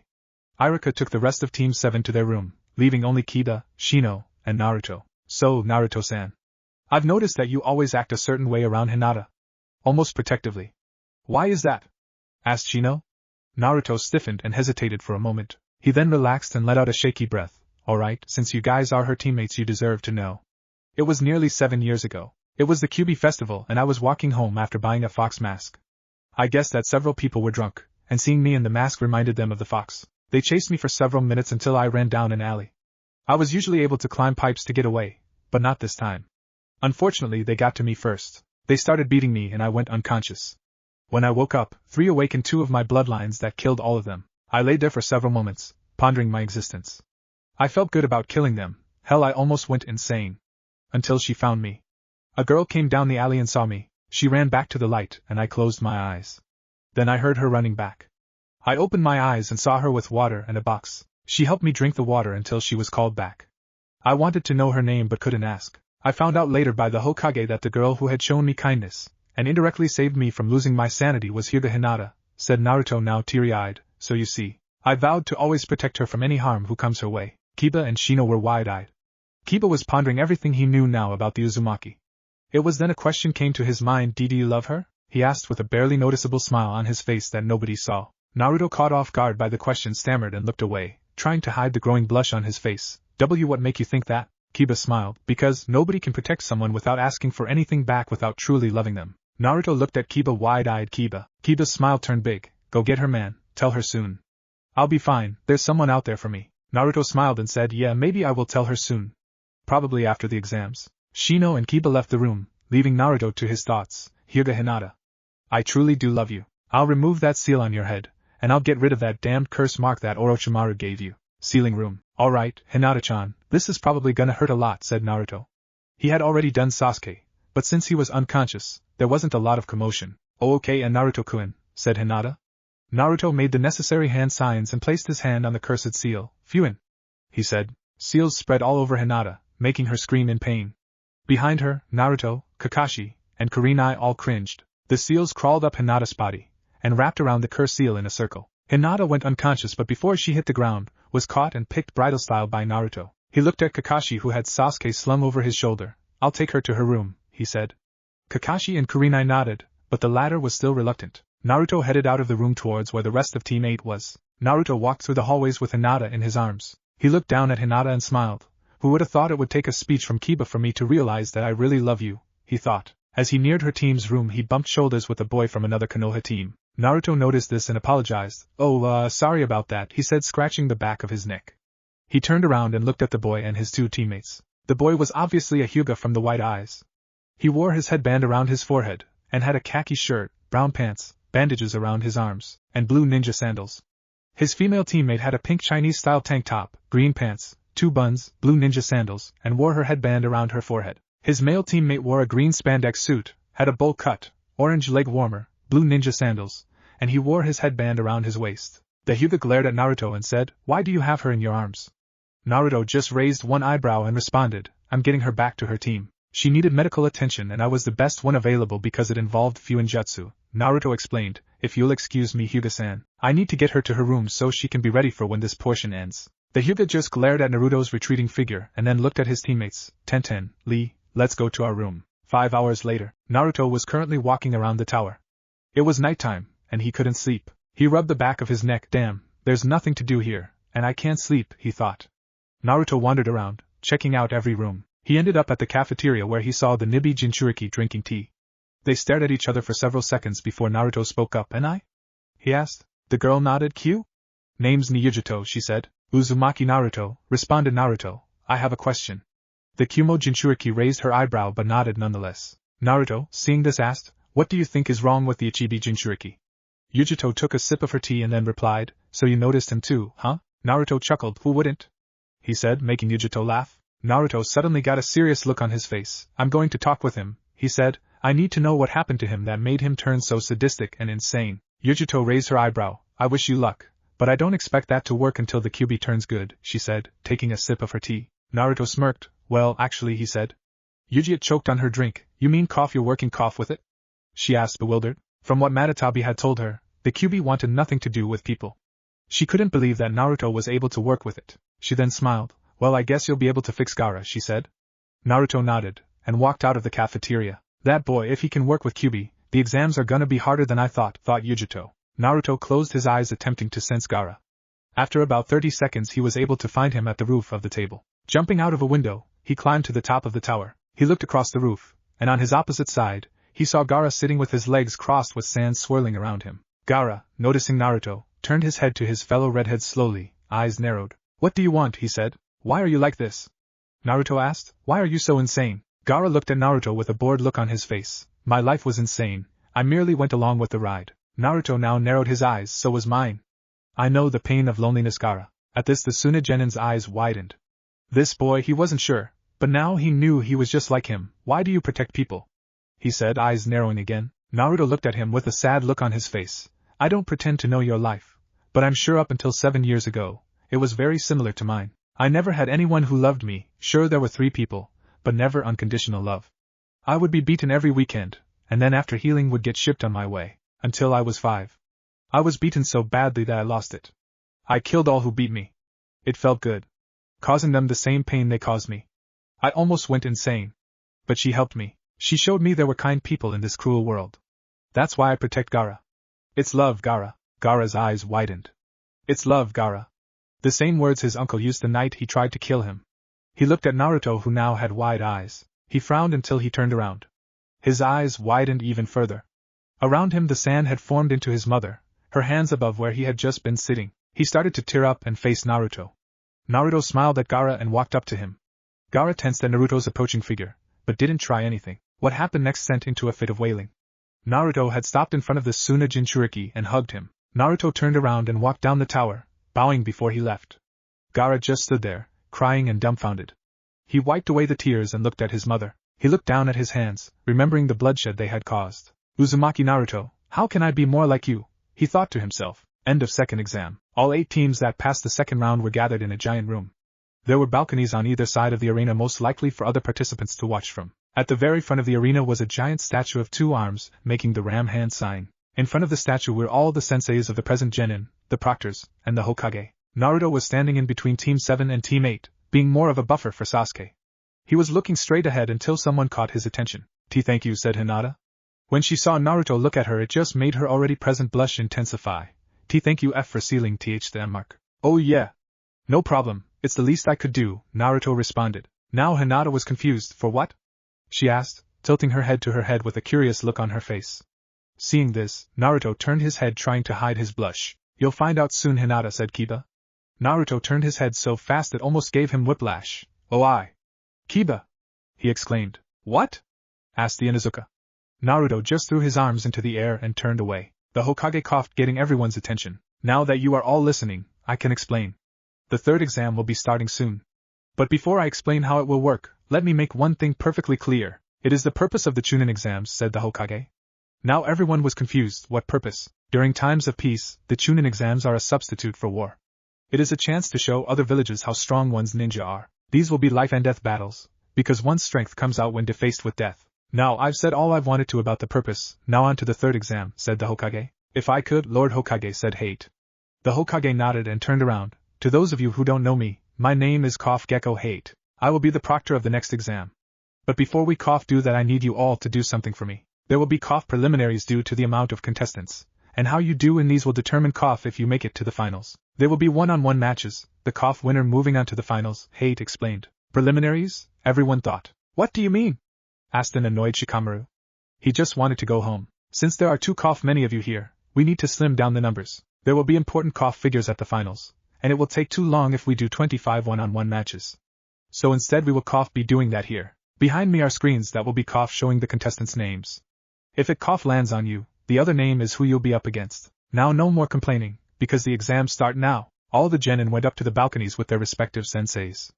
Naruto went to stand next to Hinata, blocking Sasuke's view of her again, making him growl. Hinata breathed a sigh of relief. Thank you. He's been looking with more I intend today, she said quietly to Naruto. Yeah, no problem, like I said earlier, it's the least I could do, replied Naruto. As soon as the two finished their conversation, the screen started swapping through names faster than the genin could see. The screen started to slow down, and the genin could tell the names now. It slowed down even more and the genin became anxious. Hate was facing the board and saw the names that it stopped on. He faced the genin and announced the names. The first match will be Chapter 9, Karui vs. Dosu, yelled Hate. Dosu went down to the middle of the arena. But before the red-haired Kumo Kunoichi could move, the white-haired one spoke up. Don't lose, Karui. If you do, B-sama might give up on you, and then Reikage-sama will give up on you, and then you'll become weak and feeble, and then, shut up, yelled Karui. Her worrying brother dropped his head as she jumped off the balcony. She walked up to the middle, and pulled out her sword. It was a standard katana used by most shinobi who trained with swords. Hate looked at both contestants. Are both of you ready? He asked. He saw both contestants nod and he lifted his arm. Hajime, he said, starting the fight. Quickly, Dosu brought up his arms and fired sound waves at Karui. Attempting to get closer to her opponent, Karui dodged from left to right, getting closer inch by inch. Dosu, noticing this, aimed his gauntlet at the floor. Karui immediately dashed at the Oto Nin, sword ready to strike. However, she never made it. As soon as Dosu fired his sound waves into the floor, it created a ripple effect across it, ripping rocks out of the ground, and making Karui lose her balance and be thrown into the wall. Dosu got up and faced his opponent, who was currently struggling to get up. Again, he aimed his gauntlet at her, making her eyes widened. Everyone saw the shockwave hit her, but before they could worry, she poofed out of existence, replaced by a rock. Dosu heard footsteps run up behind him, but before he could do anything he heard her call out her attack. Kumoryu Damashijuri, she cried, swinging her katana and cutting off Dosu's arm. Aowawerg, yelled the Oto genin. Winner, Karui, said Hate. Medics, Kin and Zaka cringed as they heard Dosu's screams of agony. They looked at Orochimaru disguised as an Oto jounin and saw a passive look on his face. They then looked at one another with a, does he even care? Look! The screen started to scroll through names again, and the genin tensed. The screen again started to slow down as it landed on the next two names. Second match will be between Abumi Zaku and Aburame Shino. Shino and Zaku walked down to the arena, meeting in the middle. Hate, realizing the two didn't have anything to say, began the match. Hajime. The two stood there not moving for several seconds. If you fight me, you will be beaten so badly you won't be able to continue your shinobi career. Walk away while you still can, said Shino stoically. Zaku just glared at the bug user. Tough guy, are we? Well, whatever, cause I'm betting I'll still be able to beat you with much more fight left in me. Zaku lunged at Shino, palm open, and swung his arm to the right side of Shino's head. Shino blocked the blow, but was suddenly on alarm as he saw his palm. Zankaha! Yelled Zaku. Shino was thrown away and landed hard on the floor. Hinata and Kiba were astounded. Shino was one of the best shinobi of their generation, just behind Sasuke, and he was being thrown around so easily. Shino groaned as he got back on his feet. Zaku narrowed his eyes. Something didn't seem right. What the? He exclaimed as he saw hundreds of bugs come out of the genin's skin. Bugs? They're coming out of his skin! He then turned around as he heard a bunch of scurrying coming from behind him. Shit! He thought. Do you like my friends? They are the Kikeichu of my clan. Parasitic insects devour the chakra of their prey. So if you want to be liked, you'd better surrender. Your arms will not help you, the Aburame explained. Growled Zaku. I won't give up. Who do you think I am? I'll show you my true power. Yelled Zaku as he stuck out both arms. Take this, he yelled, releasing chakra from his arms. Before Shino could say anything, Zaku's arms blew up from the chakra and he was left without any arms. What the hell? Yelled Kiba, as everyone noticed the Kikeichu coming out of Zaki's arms. Shino appeared behind Zaku as he was still distracted by the immense pain. Just now, while I was giving you my helpful advice, I had Kikeichu make their way through the tunnels you blast your wind from. They made their way to key points in your body, messing with your chakra, Shino said. He whipped the Odo Genin across the face, knocking him out cold. Winner, Abirame Shino, said Hate. Shino walked up to the balcony where he was congratulated by his team. The screen landed on 2 names, and the people who weren't picked side. Third match, Kankuro vs. Omo, yelled Hate. Kankuro and the white-haired Kumo boy known as Omoi walked down to the center of the arena. Hate looked at both of them and nodded. Hajime. Immediately Kankuro threw his giant package to the side and Omo rushed him. The latter took out his sword and struck Kankuro in the gut. He looked up to Kankuro's face to see it peeling off. A pea puppet? He asked. He then looked behind him as he saw what the giant package was unraveling around. The bandages dropped, and he saw Kankuro with chakra wires attached to his finger. Looking back at the puppet, he saw 6 arms come out of its side and wrap them around him. The puppet tightened its grip, breaking Oma's arms. Aowawerg, yelled the Kumo Nin. Winner, Kankuro. Hate said, ending the match before it could result in something worse. All of the matches have ended in major arm injuries, thought Hinata. Before she could think any further, she felt 2 giant killer intents. She faced the board and saw the 2 names that appeared. Fourth match, Hirano Sakura vs. Yamanaka Ino, said Hate. A/N, not doing this. Everyone knows it ends in a draw, so writing it would be, as Shikamaru says, troublesome. Neither contestant can continue. In the result of a draw, no one wins, said Hate. Man, what a cat fight, and I hate cats, said Kiba, Naruto nodding next to him. They looked up and saw the next match. Fifth match, Inuzuka Kiba and Niujuto, said Hate. Man, why do I have to fight a girl, said Kiba downtrodden. She likes cats, said Naruto. Oh, it is on, yelled Kiba marching towards the center of the arena, with everyone else sweat dropping at his antics. Kiba glared at Yujuto, who had a passive face. Hajime, yelled Hate. Kiba threw a soldier pill at Akamaru, whose fur instantly turned red. Making a hand sign, smoke enveloped the duo, and when it cleared it revealed 2 beasts like Kiba. Yujuto narrowed her eyes. So there's 2 of you now, big deal, she said. Kiba growled at the Jinchuriki. It's gonna be a big deal when you'll be in intensive care. Getsuga, he yelled. 2 drills came at Yujuto faster than anything else she had seen. Fast, she thought. She was able to dodge between the boy and dog duo, if just barely. What she didn't realize is that they came for more. Kiba and Akamaru turned as soon as they noticed she dodged. Yujuto was able to dodge Kiba, but Akamaru, being the more flexible of the 2, was able to hit her. She was pounded into the ground because of the blow, but was quickly able to get back up. Kiba and Akamaru were on the other side of the arena, watching her. She made several hand signs, ending on the tiger. Katan, flaming hairball. She yelled as 7 balls made from blue flames were fired at Kiba. Kiba's eyes widened. Blue fire? The hell? He thought. But he didn't have a minute to spare. Tsuga, he called, becoming a drill once again and circling Akamaru. The impact created heavy smoke. Yujuto tried to find Kiba, but to her surprise he came out, still drilling at her. She put her arms in an X formation, just barely able to block it. Kiba landed not too far away with Akamaru. I'm actually having fun, said Yujuto. Kiba smirked. Me too. They're made for each other, said Naruto and Shikamaru simultaneously. How would you know anything about love, Dobe? Asked Sasuke. Behind him Kakashi was finding it hard not to strangle the life out of the boy then and there. It's time to end this, said Yujuto. Next hit wins? Asked Kiba. Of course, purred Yujuto, making a barely noticeable tint of pink come across Kiba's face. All right, he yelled as he threw down a smoke bomb enveloping the 3 of them. What happened?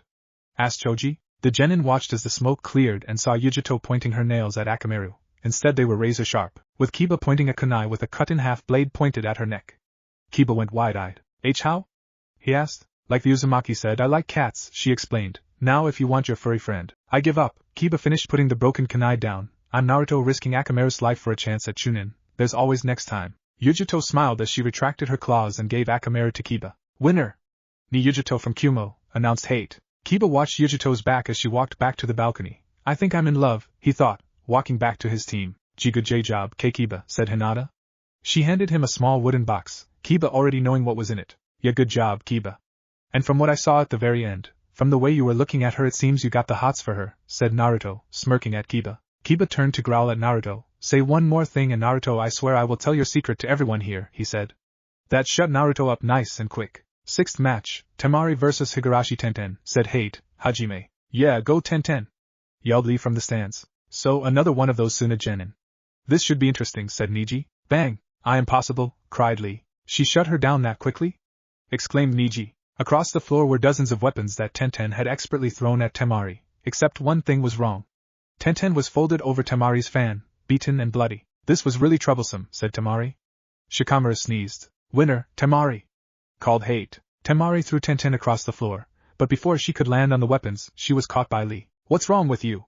That's not how you treat a worthy opponent, yelled Lee. Lee, that's enough, yelled Guy from the stands. Lee growled at Tamari, but obeyed his sensei and went back to the stands. The screen started blurring through names again. Damn, said Shikamaru. 7th match, Nara Shikamaru vs Tsuchikin, said Hate. The two genin met in the middle, Shikamaru seeming out of it. I can't believe I have to fight a girl, said the lazy Nara. Kin scowled at him and said, fine, I guess I'll just have to wipe the floor with you then. Ready? Hajime! Exclaimed Hate. Go Shikamaru! Yelled Choji. Kagemain no jutsu, said Shikamaru. So that's all you got, huh? Well, you'll have to do better than that, said Kin. She threw Saban and Nara, who dodged them, and they hit the opposite wall. The bells rung, causing Shikamaru to turn around. Bells? What a tired old trick. Let me guess, you'll be throwing your Saban in 2 groups, with and without bells, to mislead me into thinking I'm safe, until the silent ones get me right? He asked. Chatty are we? Asked Kin as she drew her arm back. The bells rung again, catching Shikamaru off guard. Behind me? He exclaimed. It was then he realized his mistake. Shit! A thread? She's pulling the strings to mock me. Too late! Yelled Kin. She threw Senban at Shikamaru, these ones hitting him. Once I was able to dodge your shadow. It was all she was about to say. How? She yelled, your shadow is nowhere in sight. Still don't get it? Think about it. Strings that small and high up wouldn't be able to create shadows. You fell right into my trap, explained Shikamaru, getting up now to end it. He got a kunai from his pouch, making Kin do the same. Throwing it at the same time, Shikamaru dodged the kunai harmlessly, but Kin hit her head on the wall, knocking her out. Winner, Nara Shikamaru, said Hate. Yes, Shikamaru, yelled Choji from the balcony. As Shikamaru went up to the stands, the next match was announced. 8th match, Akamichi Choji vs Sai, said Choji. A bribe of all you can eat, and 2 minutes later Choji was in the center of the arena. Hate looked at the contestants. Hajime. Choji jumped back from Sai, who had stayed still. Baika no jutsu, he yelled. Choji inflated like a balloon, and tucked his head and limbs inside of his body and began to roll. Instead of being incredibly slow, Sai was caught off guard when it was faster than he expected. But he was faster. Sai would simply dodge the rolling sphere of mass that was his opponent. This went on for about 5 minutes until Choji had gotten tired. When he went back to his original state, Sai had held his sword to his neck. Winner Sai, said Hate. Choji had glumly walked back to his team, where he was created by a sympathetic congratulations from his entire team, including Ino, who had regained consciousness during his fight along with Sakura. The screen started going through names again, and there were only 3 matches left, and everyone knew these would be the best ones yet. The names that it landed on made everyone go speechless. 9th match, Yendi, Chapter 10, Uzumaki Naruto vs Uchiha Sasuke, said Genma. The arena went quiet. Never in a million years had anyone from Konoha thought this would be the matchup. However, that silence didn't last. Everyone soon heard heavy footsteps walking down the look to the sound and saw Naruto face down. Even as he reached the middle, he didn't pick up his head. Sasuke jumped off the balcony and walked towards Naruto. He smirked as he saw the redhead's face not looking at him. Scared to meet my eyes? Asked Sasuke as he activated the Sharingan. Finally activated those damn eyes, huh? Naruto replied. He picked up his head with a manic smile and the Ketsuryugen activated. The smile sent shivers down everyone's spine. Hate. Start the match. This bastard's gonna pay for what he said about my family, said Naruto. Hate nodded. Cough Hajime. Sasuke jumped back, keeping his eyes on the Uzumaki.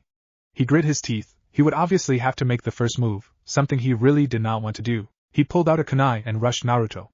Naruto stood there not moving. Sasuke went for the attack, and as he was about to connect, Naruto did something he didn't think he would do. He caught the kunai in between his fingers, and grabbed Sasuke's hand. Wrong move, Uchiha, Naruto said. Blood started to pour out of Naruto's eyes and the blood from his hand started to levitate.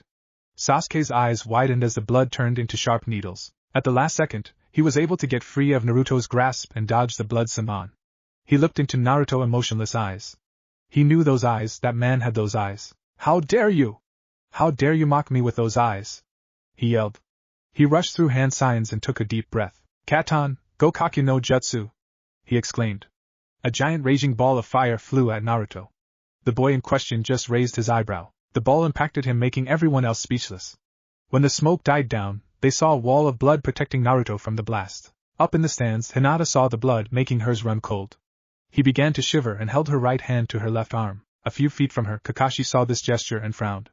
He knew how her family treated her. Naruto had told him during the Nami mission. Could that have led to a life of fear of blood? He decided to put it off for later and turned back to the match. Sasuke looked shocked at the wall of blood. How? How dare you have this? It should be mine. And Uchiha's! He screamed. He sped through hand signs that only a few people recognized, Kakashi especially. He held his left arm with his right hand, where lightning began to crackle. He looked at Naruto, with a crazed look on his face. It's funny you should family dobe. 'Cause you're about to meet your failure of one right now. He yelled, Chidori. He ran at the blood wall, and when he was about 15 feet away, he stuck his hand out. He plunged through the blood wall, and an explosion was made. Clang! Rang all throughout the arena. When the smoke was cleared, everyone stood there in awe. There Naruto was, holding a bone, with the blade of the Kubikurabocho stuck into the floor. Sasuke was on the other side of the giant sword, fist smashed into it, no longer enveloped in lightning. Uchiha. I've told you, to never speak about my family, exclaimed Naruto. Everyone saw as his fist became enveloped in a black fire and wind, causing it to fit his hand like a glove. He thrust it around the sword and hit Sasuke in the gut. Ah-ah-wurgurg! Screamed the Uchiha in pain, as he was sent across the arena, into the wall. Hate went over to check on him, and saw that he was knocked out. He turned to Naruto and held out his arm. Winner, Uzumaki Naruto, he announced. The arena was quiet. No one dared to make a sound. The blade returned to blood, and the bone fell to the ground and crumbled away. Naruto sealed away all the blood for later usage and put away his scroll. He walked back up to the balcony without saying a word. He passed the Tsunade team, who were dead silent, and passed Team 9. He stopped when he got to Team 8, noticing Hinata was holding something out to him. And Naruto-kun, this is for you, she said, holding out a duplicate of the box she gave to Kiba. Naruto, realizing this was the healing ointment she had given him the last 2 times, took it and thanked her. But he had one more thing to say before he passed her. It worked well the last 2 times, he whispered to her. This made her already present blush even darker, and she was trying hard not to faint. Naruto went to stand in between Kiba and Kakashi, the latter having moved to the guardrail after noticing what jutsu Sasuke was using. Kakashi looked at his little brother and I smiled. Good job, he said, giving him a nice smile. They looked back at the screen and saw it blurring through names again. It started slowing down. Slower, stop. The names that it stopped on surprised everyone, but it terrified one, and made the other have a gleeful smile on their face. 10th match, Hyuga Neji vs Hyuga Hinata, said Hate. The 2 Hyugas meet in the middle, Neji scowling at Hinata. I never dreamed we'd find ourselves fighting each other, Hinata-sama, he said, spitting out the last part. And Neji and Nizan, stuttered Hinata. Hate looked at the 2 Hajime. He yelled. Neither Hyuga moved. Before we begin, started Neji, there's something you should know. You are not cut out to be a shinobi. Forfeit. He growled. Hinata began to tear up. You're sweet, you want to make peace, and you're not a leader, he said. That's why your father sent you to the branch family. You're a disappointment. Hinata looked down at the floor. Look at you, no self-confidence. Your inferiority complex is the biggest I've ever seen. You'd be more comfortable staying at Genin, but to compete in the Chunin exams, you must enter as an entire squad. But you couldn't bear to let down your teammates. The truth is, your participation has been reluctant from the very beginning. And no, I want to change, said Hinata. You can't change. Once a failure, always a failure, interrupted Neji. Naruto was getting more rage-filled by the second. It was taking the combined forces of Guy and Kakashi to hold him down. That didn't mean that they weren't having trouble. He had already started to draw on some of the Kyuubi's chakra, even while the fox was trying to hold back. It's because of our unchanging nature that different people are born. Those who are elites and those who are failures. It doesn't matter who you are or where you come from. It's unchangeable, snarled Neji as he activated his Byakugan. Hinata's tears began to fall. Shut up, said a dark voice. Neji turned to the voice. He saw Naruto on the ground, with a struggling Kakashi, Guy, and now Kurenai holding him back from ripping out his throat. She can change, anyone can change. You can't decide things for other people. So shut the fuck up. Hinata can change, he said, now seeping out small amounts of red chakra. Naruto, thought Hinata. Come on, Hinata, show him what you're made of, said Naruto. Naruto, thank you, thought Hinata. She now had a determined look on her face, all her fear. Neji looked back at his cousin, seeing the determination in her eyes. So, you're not going to forfeit. Then I won't be responsible for what happens here, he said. Hinata activated her Byakugan, and got into the Juken stance. Neji got into the same stance, and the Hyugas ran at each other. Hinata went for the first blow, which was easily blocked by Neji, who went for a strike to her gut. Hinata weaved her way out of the blow with ease, looking just like Yujito. The two went at it like this for several minutes until Hinata went for Neji's shoulder. If she hits me there, thought Neji. He went for the most vital spot on the body. Everybody saw Hinata spit out blood, landing on the floor. She was still conscious, a good sign. She pulled her arm back, and went for another blow to his shoulder. Neji caught her arm and poked her elbow. Let me show you, Hinata-sama, why you can't hurt me, he said, grabbing her sleeve about to pull it up. Hinata's eyes widened. She tried to break free of his grip, but that only made him hold tighter. He rolled up her sleeve, but what he saw made everyone freeze. All across her arm, her red spots where he had blocked her chakra, but that wasn't it.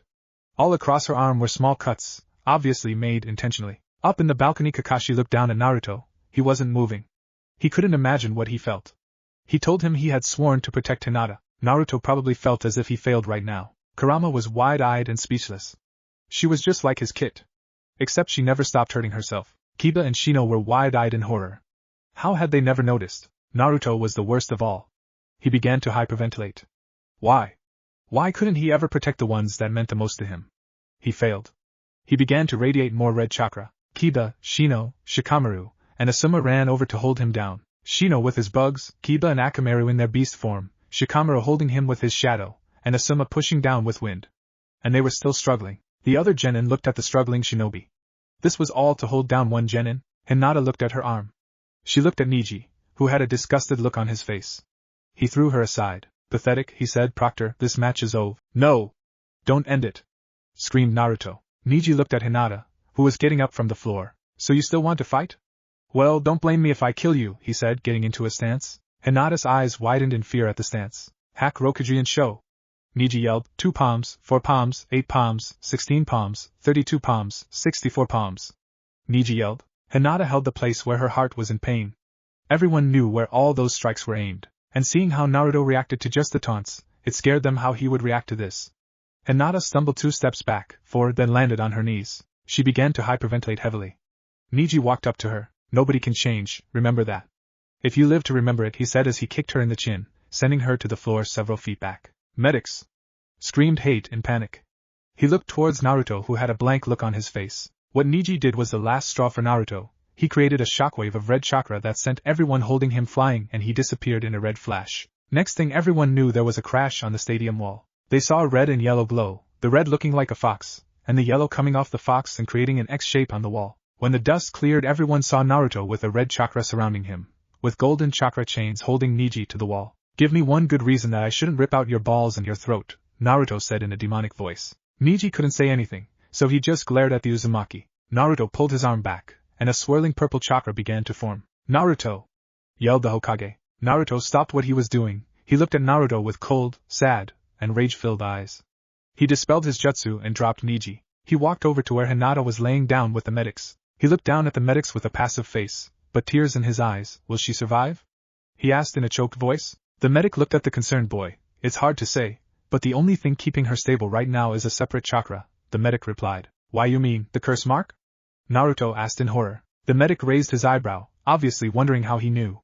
Maybe he was there when it happened, but he nodded. Naruto went quiet and clenched his fists. The only thing keeping Hinata alive was the damn thing he'd sworn to get rid of along with the caged bird seal, and he didn't even know how long she had.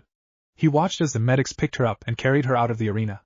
Naruto walked slowly up the stairs and down the balcony. He had an aura around him that made even Gaara keep quiet.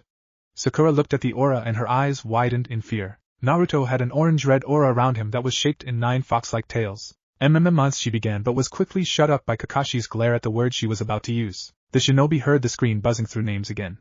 They looked at the names, not that they needed to. Final match, Gaara vs. Rock Lee, said Hate. Gaara sans Sunshine and the ever-eccentric Lee did a backflip to shoulder roll off the balcony. Facing such a youthful opponent makes me very happy, screamed the mini-me of Guy. Humph, grunted Gaara. Hate smirked at Lee. Contests ready? Hajime. Lee rushed at Gaara as he called out his attack, Konoha Senpu. The blow never connected as sand blocked Lee's kick before it could even get near Gaara. The sand tripped Lee up and sent him tumbling. Ack! Lee grunted. Lee got up, attempting to hit the sand again, but it blocked his attack. He went behind to kick and it was blocked. Lee retreated, already exhausted from his offense. He blocked all my attacks, without even moving a muscle, thought Lee. Again, he went for a punch, but it was unsurprisingly blocked by the sand. Finally, Gaara made his move. The sand went for Lee's legs, only for him to backflip off of it onto the giant statue. The two shinobi looked at each other. Lee looked at his sensei, who had a smile on his face. Lee! Take them off! Guy yelled with a thumbs up. But Guy-sensei, you said to only take them off when protecting those precious to me. Lee responded, saluting to his sensei. It's okay. I'll allow it. Guy yelled back. Really?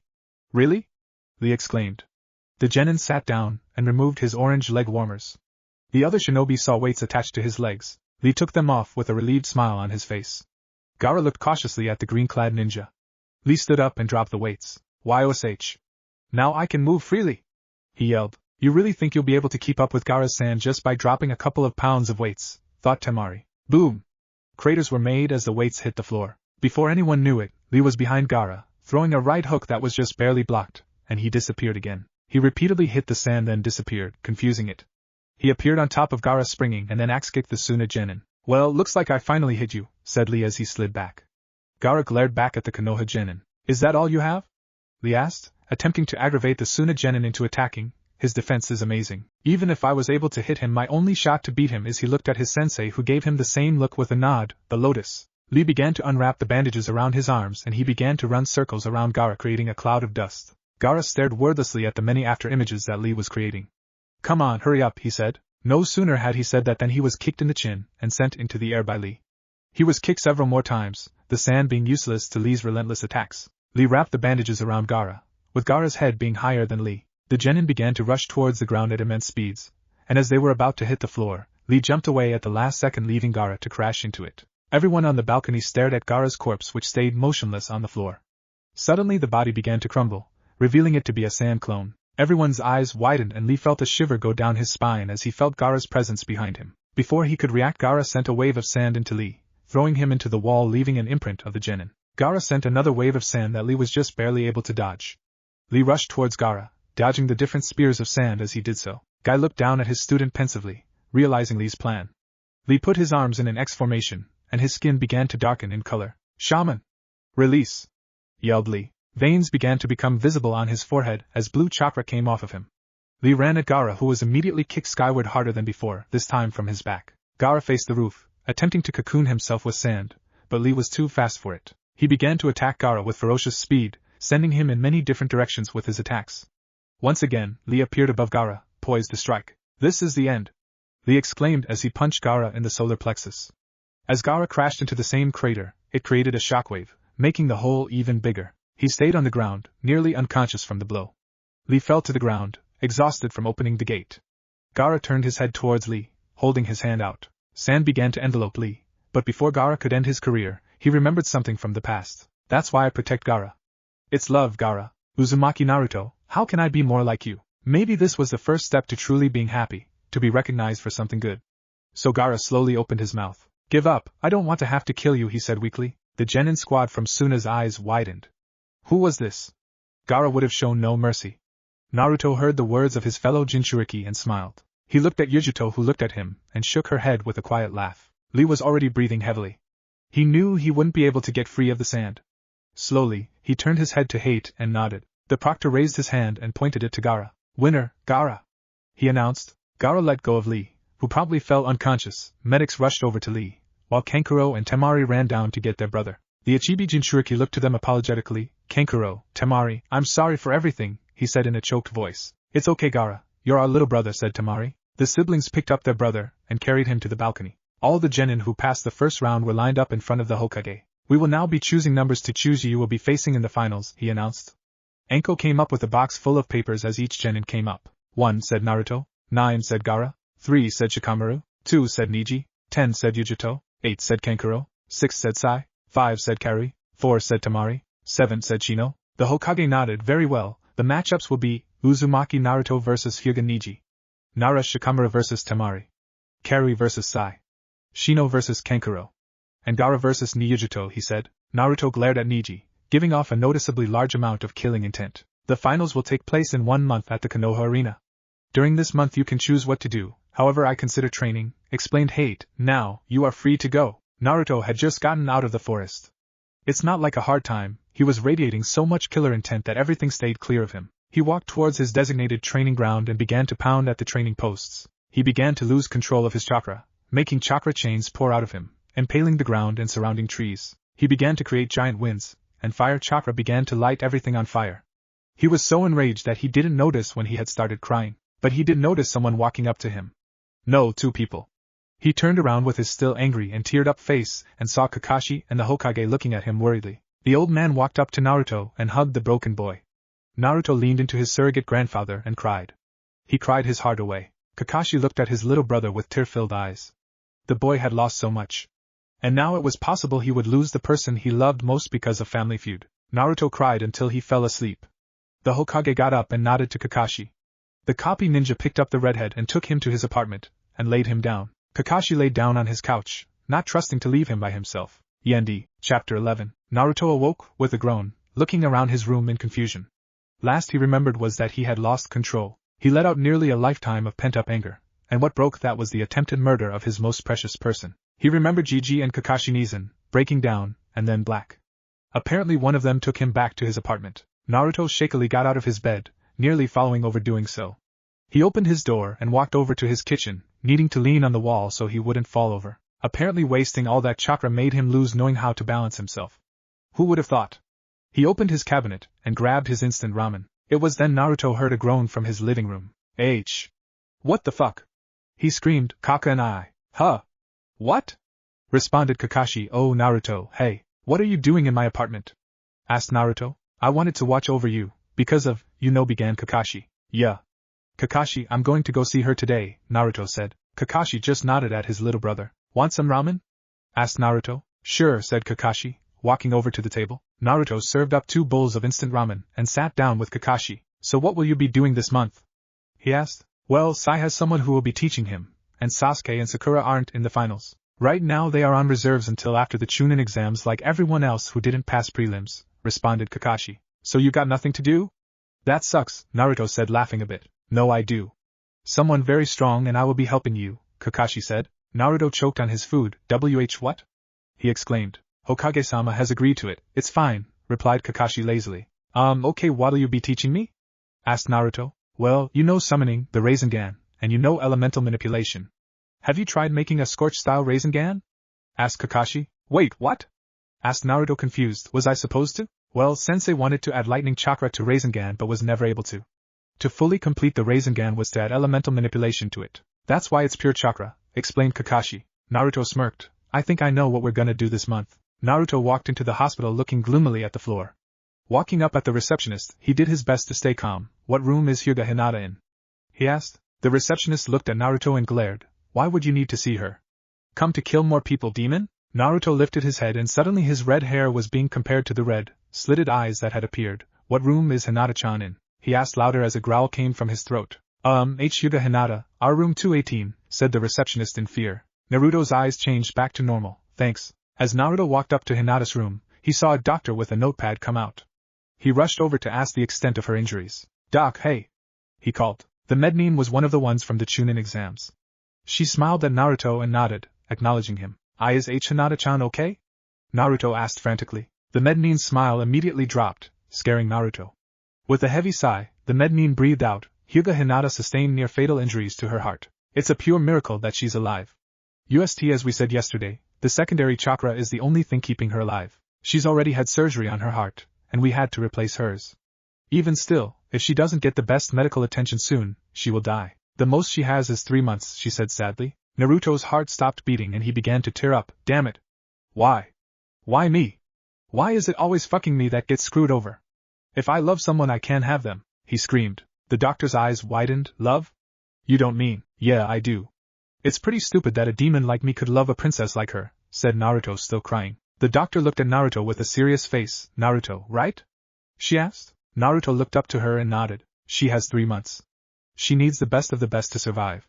The only person who can save her is Tsunade-sama herself. She hasn't been to the village in over a decade, but it's safe to say that she is in Hai no Kuni. You have 3 months to save Hinata-san. You will find Tsunade-sama and convince her to come back so you can tell Hinata-san how you feel. Understood? She said. Naruto stared at the Mednin with wide eyes. But I have the Chunin exams. I'm against Neji. I'm gonna kill that bastard. He yelled. He then looked down and sighed. I'm sorry, it's just. I understand, said the Mednin, but if you really love her, you will give up your revenge to find Tsunade-sama. It was then Naruto had an idea. I know what to do. But first I need to get to the roof. Can you take me there, Ms. He started. My name's Kimiko, responded the Mednin. Ms. Kimiko, can you show me to the roof? Asked Naruto. Kimiko nodded. Come with me. Thank you. So, what exactly are you going to do? Asked Kimiko. This, said Naruto. Fuin, Hiraishin Kage Bunshin no Jutsu. Yelled Naruto as 500 clones appeared in a red flash. Hiraishin Kage Bunshin? Exclaimed Kimiko. Yeah.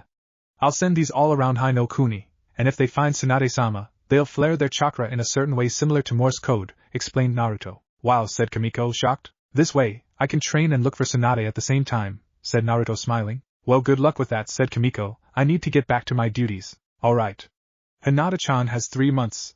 Starting now you 500 will be scouting the entirety of Hai no Kuni to look for Senju Tsunade. Understood? Naruto exclaimed. Hi! Replied his clones. Good. Responded Naruto. Now go. And with that the 500 clones were off. No, said Kakashi. But why? Exclaimed Guy. Our youthful challenges always brighten your day. Not today, Guy. I need to help Naruto, and you remember what happened yesterday, said Kakashi seriously. Guy flinched at that. He remembered how much force it took to hold Naruto down, and how astonishing it was that he got free. He remembered seeing Naruto about to murder Neji. Seeing that red cloak sent shivers down his spine. Alright, Kaka, started Guy. Suddenly, the ground started to shake, making most shop owners run inside. Is it an earthquake? Asked Guy. Not sure, said Kakashi, turning around. But whatever it is, we need to be holy shit. He yelled. Guy turned around to see what Kakashi was looking at.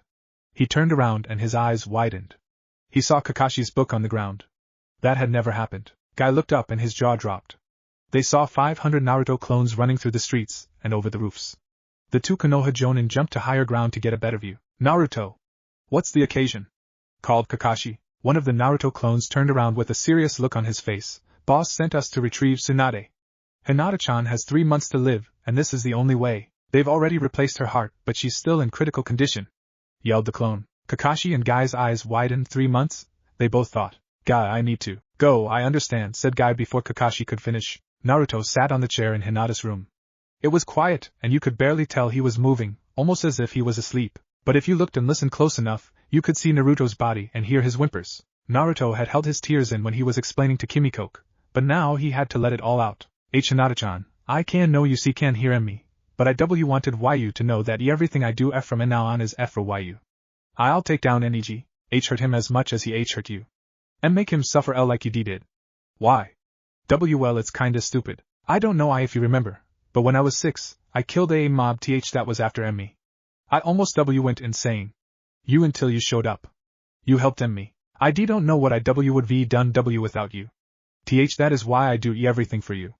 I love you. And with that, Naruto exited the hospital, tears streaming down his cheeks. Cheers! Yelled 3 men. The first had a scarred face, and a pineapple haircut. The second had long, dirty blonde hair and was wearing a sleeveless red trench coat. The third was a big, red-haired man with markings on his cheeks. These were the previous generation's Ino Shikacho trio. Nara Shikaku, Yamanaka Inoichi, and Akimichi Choza. So, Shika got into the Chunin finals? Asked Inoichi. Sure did, said Shikaku. It's troublesome. Now I have to train him or the wife's gonna kill me. Ino's still upset that she lost to Sakura. Says she's gonna start training hard, said Inoichi. Choji said the same thing.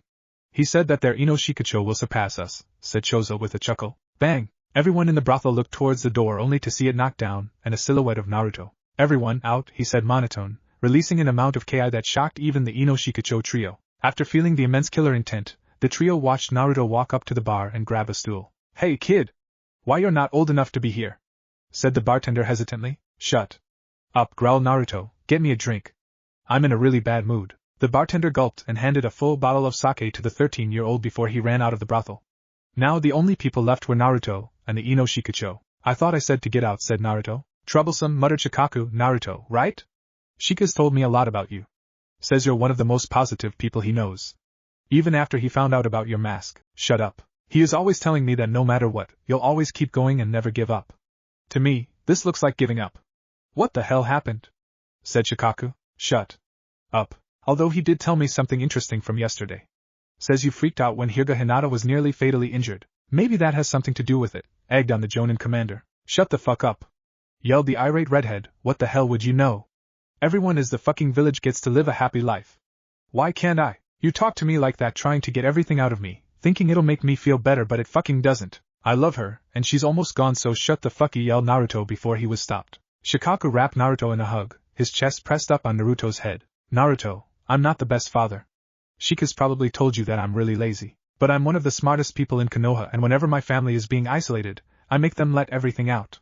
I don't do it to be mean, but I do it to help them. Now I want you to tell me how you feel after letting everything out, spoke Shikaku in a fatherly manner. Be better, responded Naruto. Now don't go wasting your life away like us 3 old guys. Go fight for her, defend her, said Shikaku. Naruto nodded. Thank you, Shikaku-san, he said. Naruto walked out of the building and body flickered away. Choza looked at Shikaku and chuckled. How do you always manage to do that? Shikaku looked at his friends and smirked. I am the Jonin commander. Naruto sat on the top of his father's head contemplating the past hours. I really am hopeless, he thought. You don't say, said Kurama. Oh, just shut up, thought Naruto. Kit, like the 2 people before me have said, just fight for her honor and help her recover. You're the only one who can. And I'll be damned if my kid's vixen dies, said Kurama. Thanks, Kurama. Who are you talking to?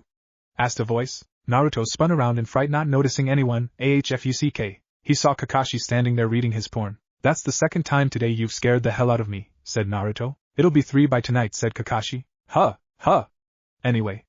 I know the day is nearly over, but I wanted to introduce you to your other teacher for the month, said Kakashi. Okay, responded Naruto. Alright, you can come out now, called Kakashi. Naruto's face fell as he saw an old man with red markings on his cheeks and long, spiky hair come out of the trees. He had on an olive green gi and a red, sleeveless trench coat. He also had a scroll on his back as well as red wooden sandals. Nay.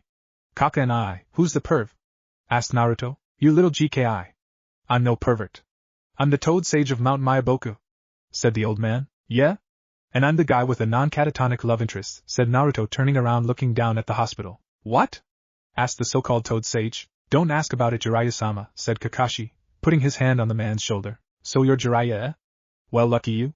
Unfortunately for me, what I said isn't, said Naruto. What the hell is the gaki talking about, thought Jiraiya. Naruto, as I said, Jiraiya-sama and I will be training you this month. And as you and I talked about earlier, we'll be working on your Scorch release, Halo Hurricane Jet Black Arrow Style 0, explained Kakashi. What? Asked Jiraiya as Naruto just smirked. Nice name, said the genin. Yeah.